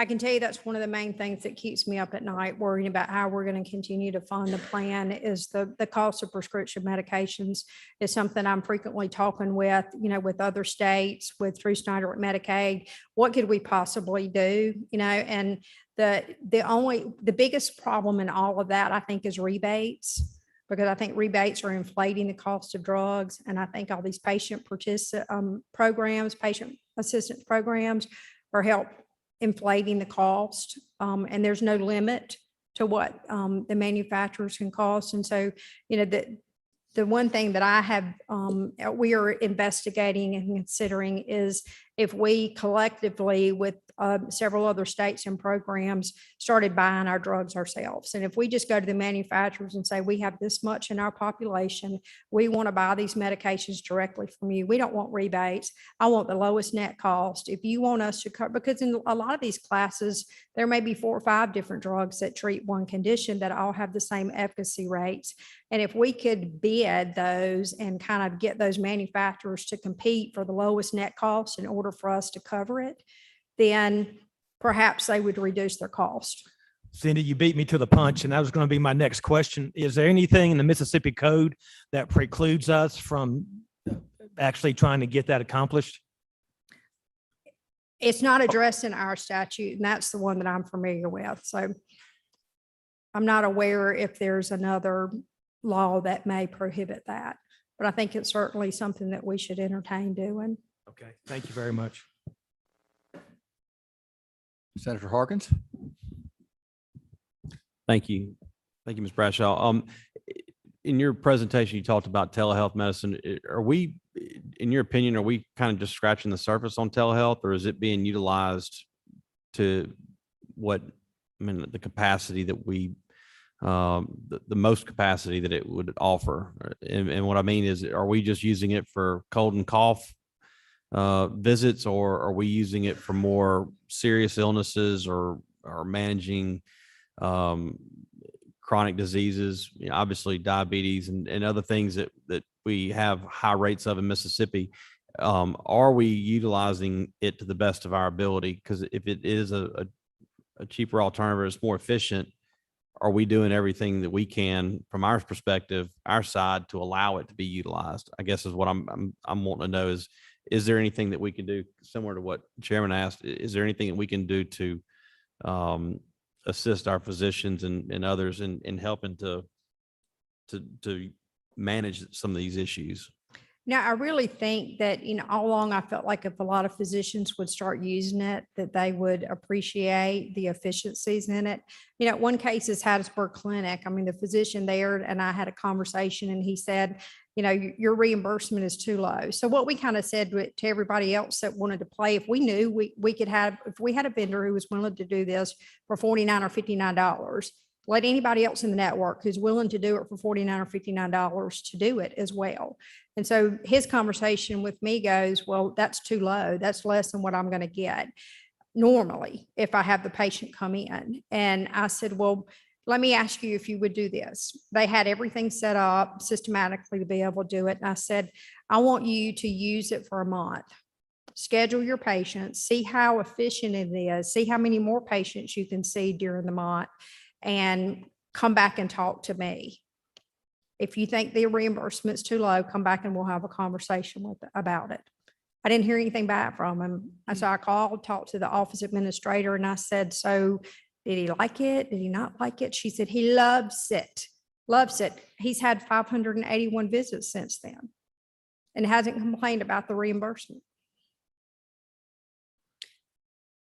But and it is one thing with, even with Amwell, and when I talk to other telemedicine vendors, the one thing I do tell them is that I think that this would be a great modality for treating people with chronic conditions. Because, I hear people all the time with diabetes, and the only thing they know is that they have the sugar.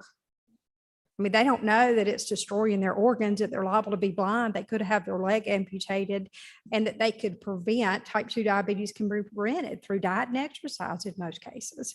And that kind of education, I mean, I'm overweight. I can't tell you ever I've gone to a doctor visit and the doctor said, what are you doing about trying to lose weight?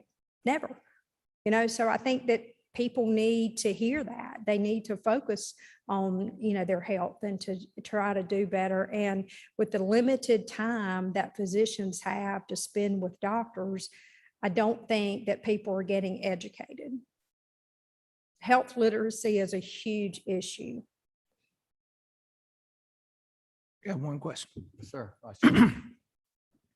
And thank you for everything you do for the state. I have 2 years ago, we passed a piece of legislation that allowed cities and counties to pay for supplement plans for their people that are older, employees that are older than 65. I don't remember seeing y'all part of that legislation. Was that on purpose, or could we do that for you as well? And it actually give the benefit, because apparently to the cities and counties, it is saving them money to allow them to do that instead of being on the plan. And I have been reached out to by a school board member saying that he has employees that are older than 65, but they're saying they can't do it unless they're added to that same piece of legislation.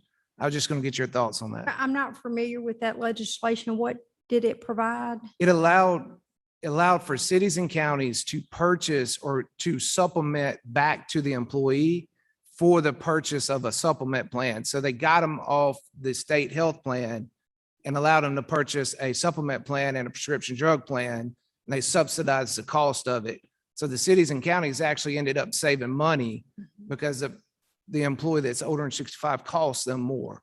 Yeah. So And I'm not sure if I had this on here. If you're a retiree and you're Medicare eligible, the plan no longer covers prescription medications. So there's a significant savings for that. They can apply for Medicare Part D to have prescription coverage. And so the premium for our retirees that are Medicare over 65 is roughly $200 a month.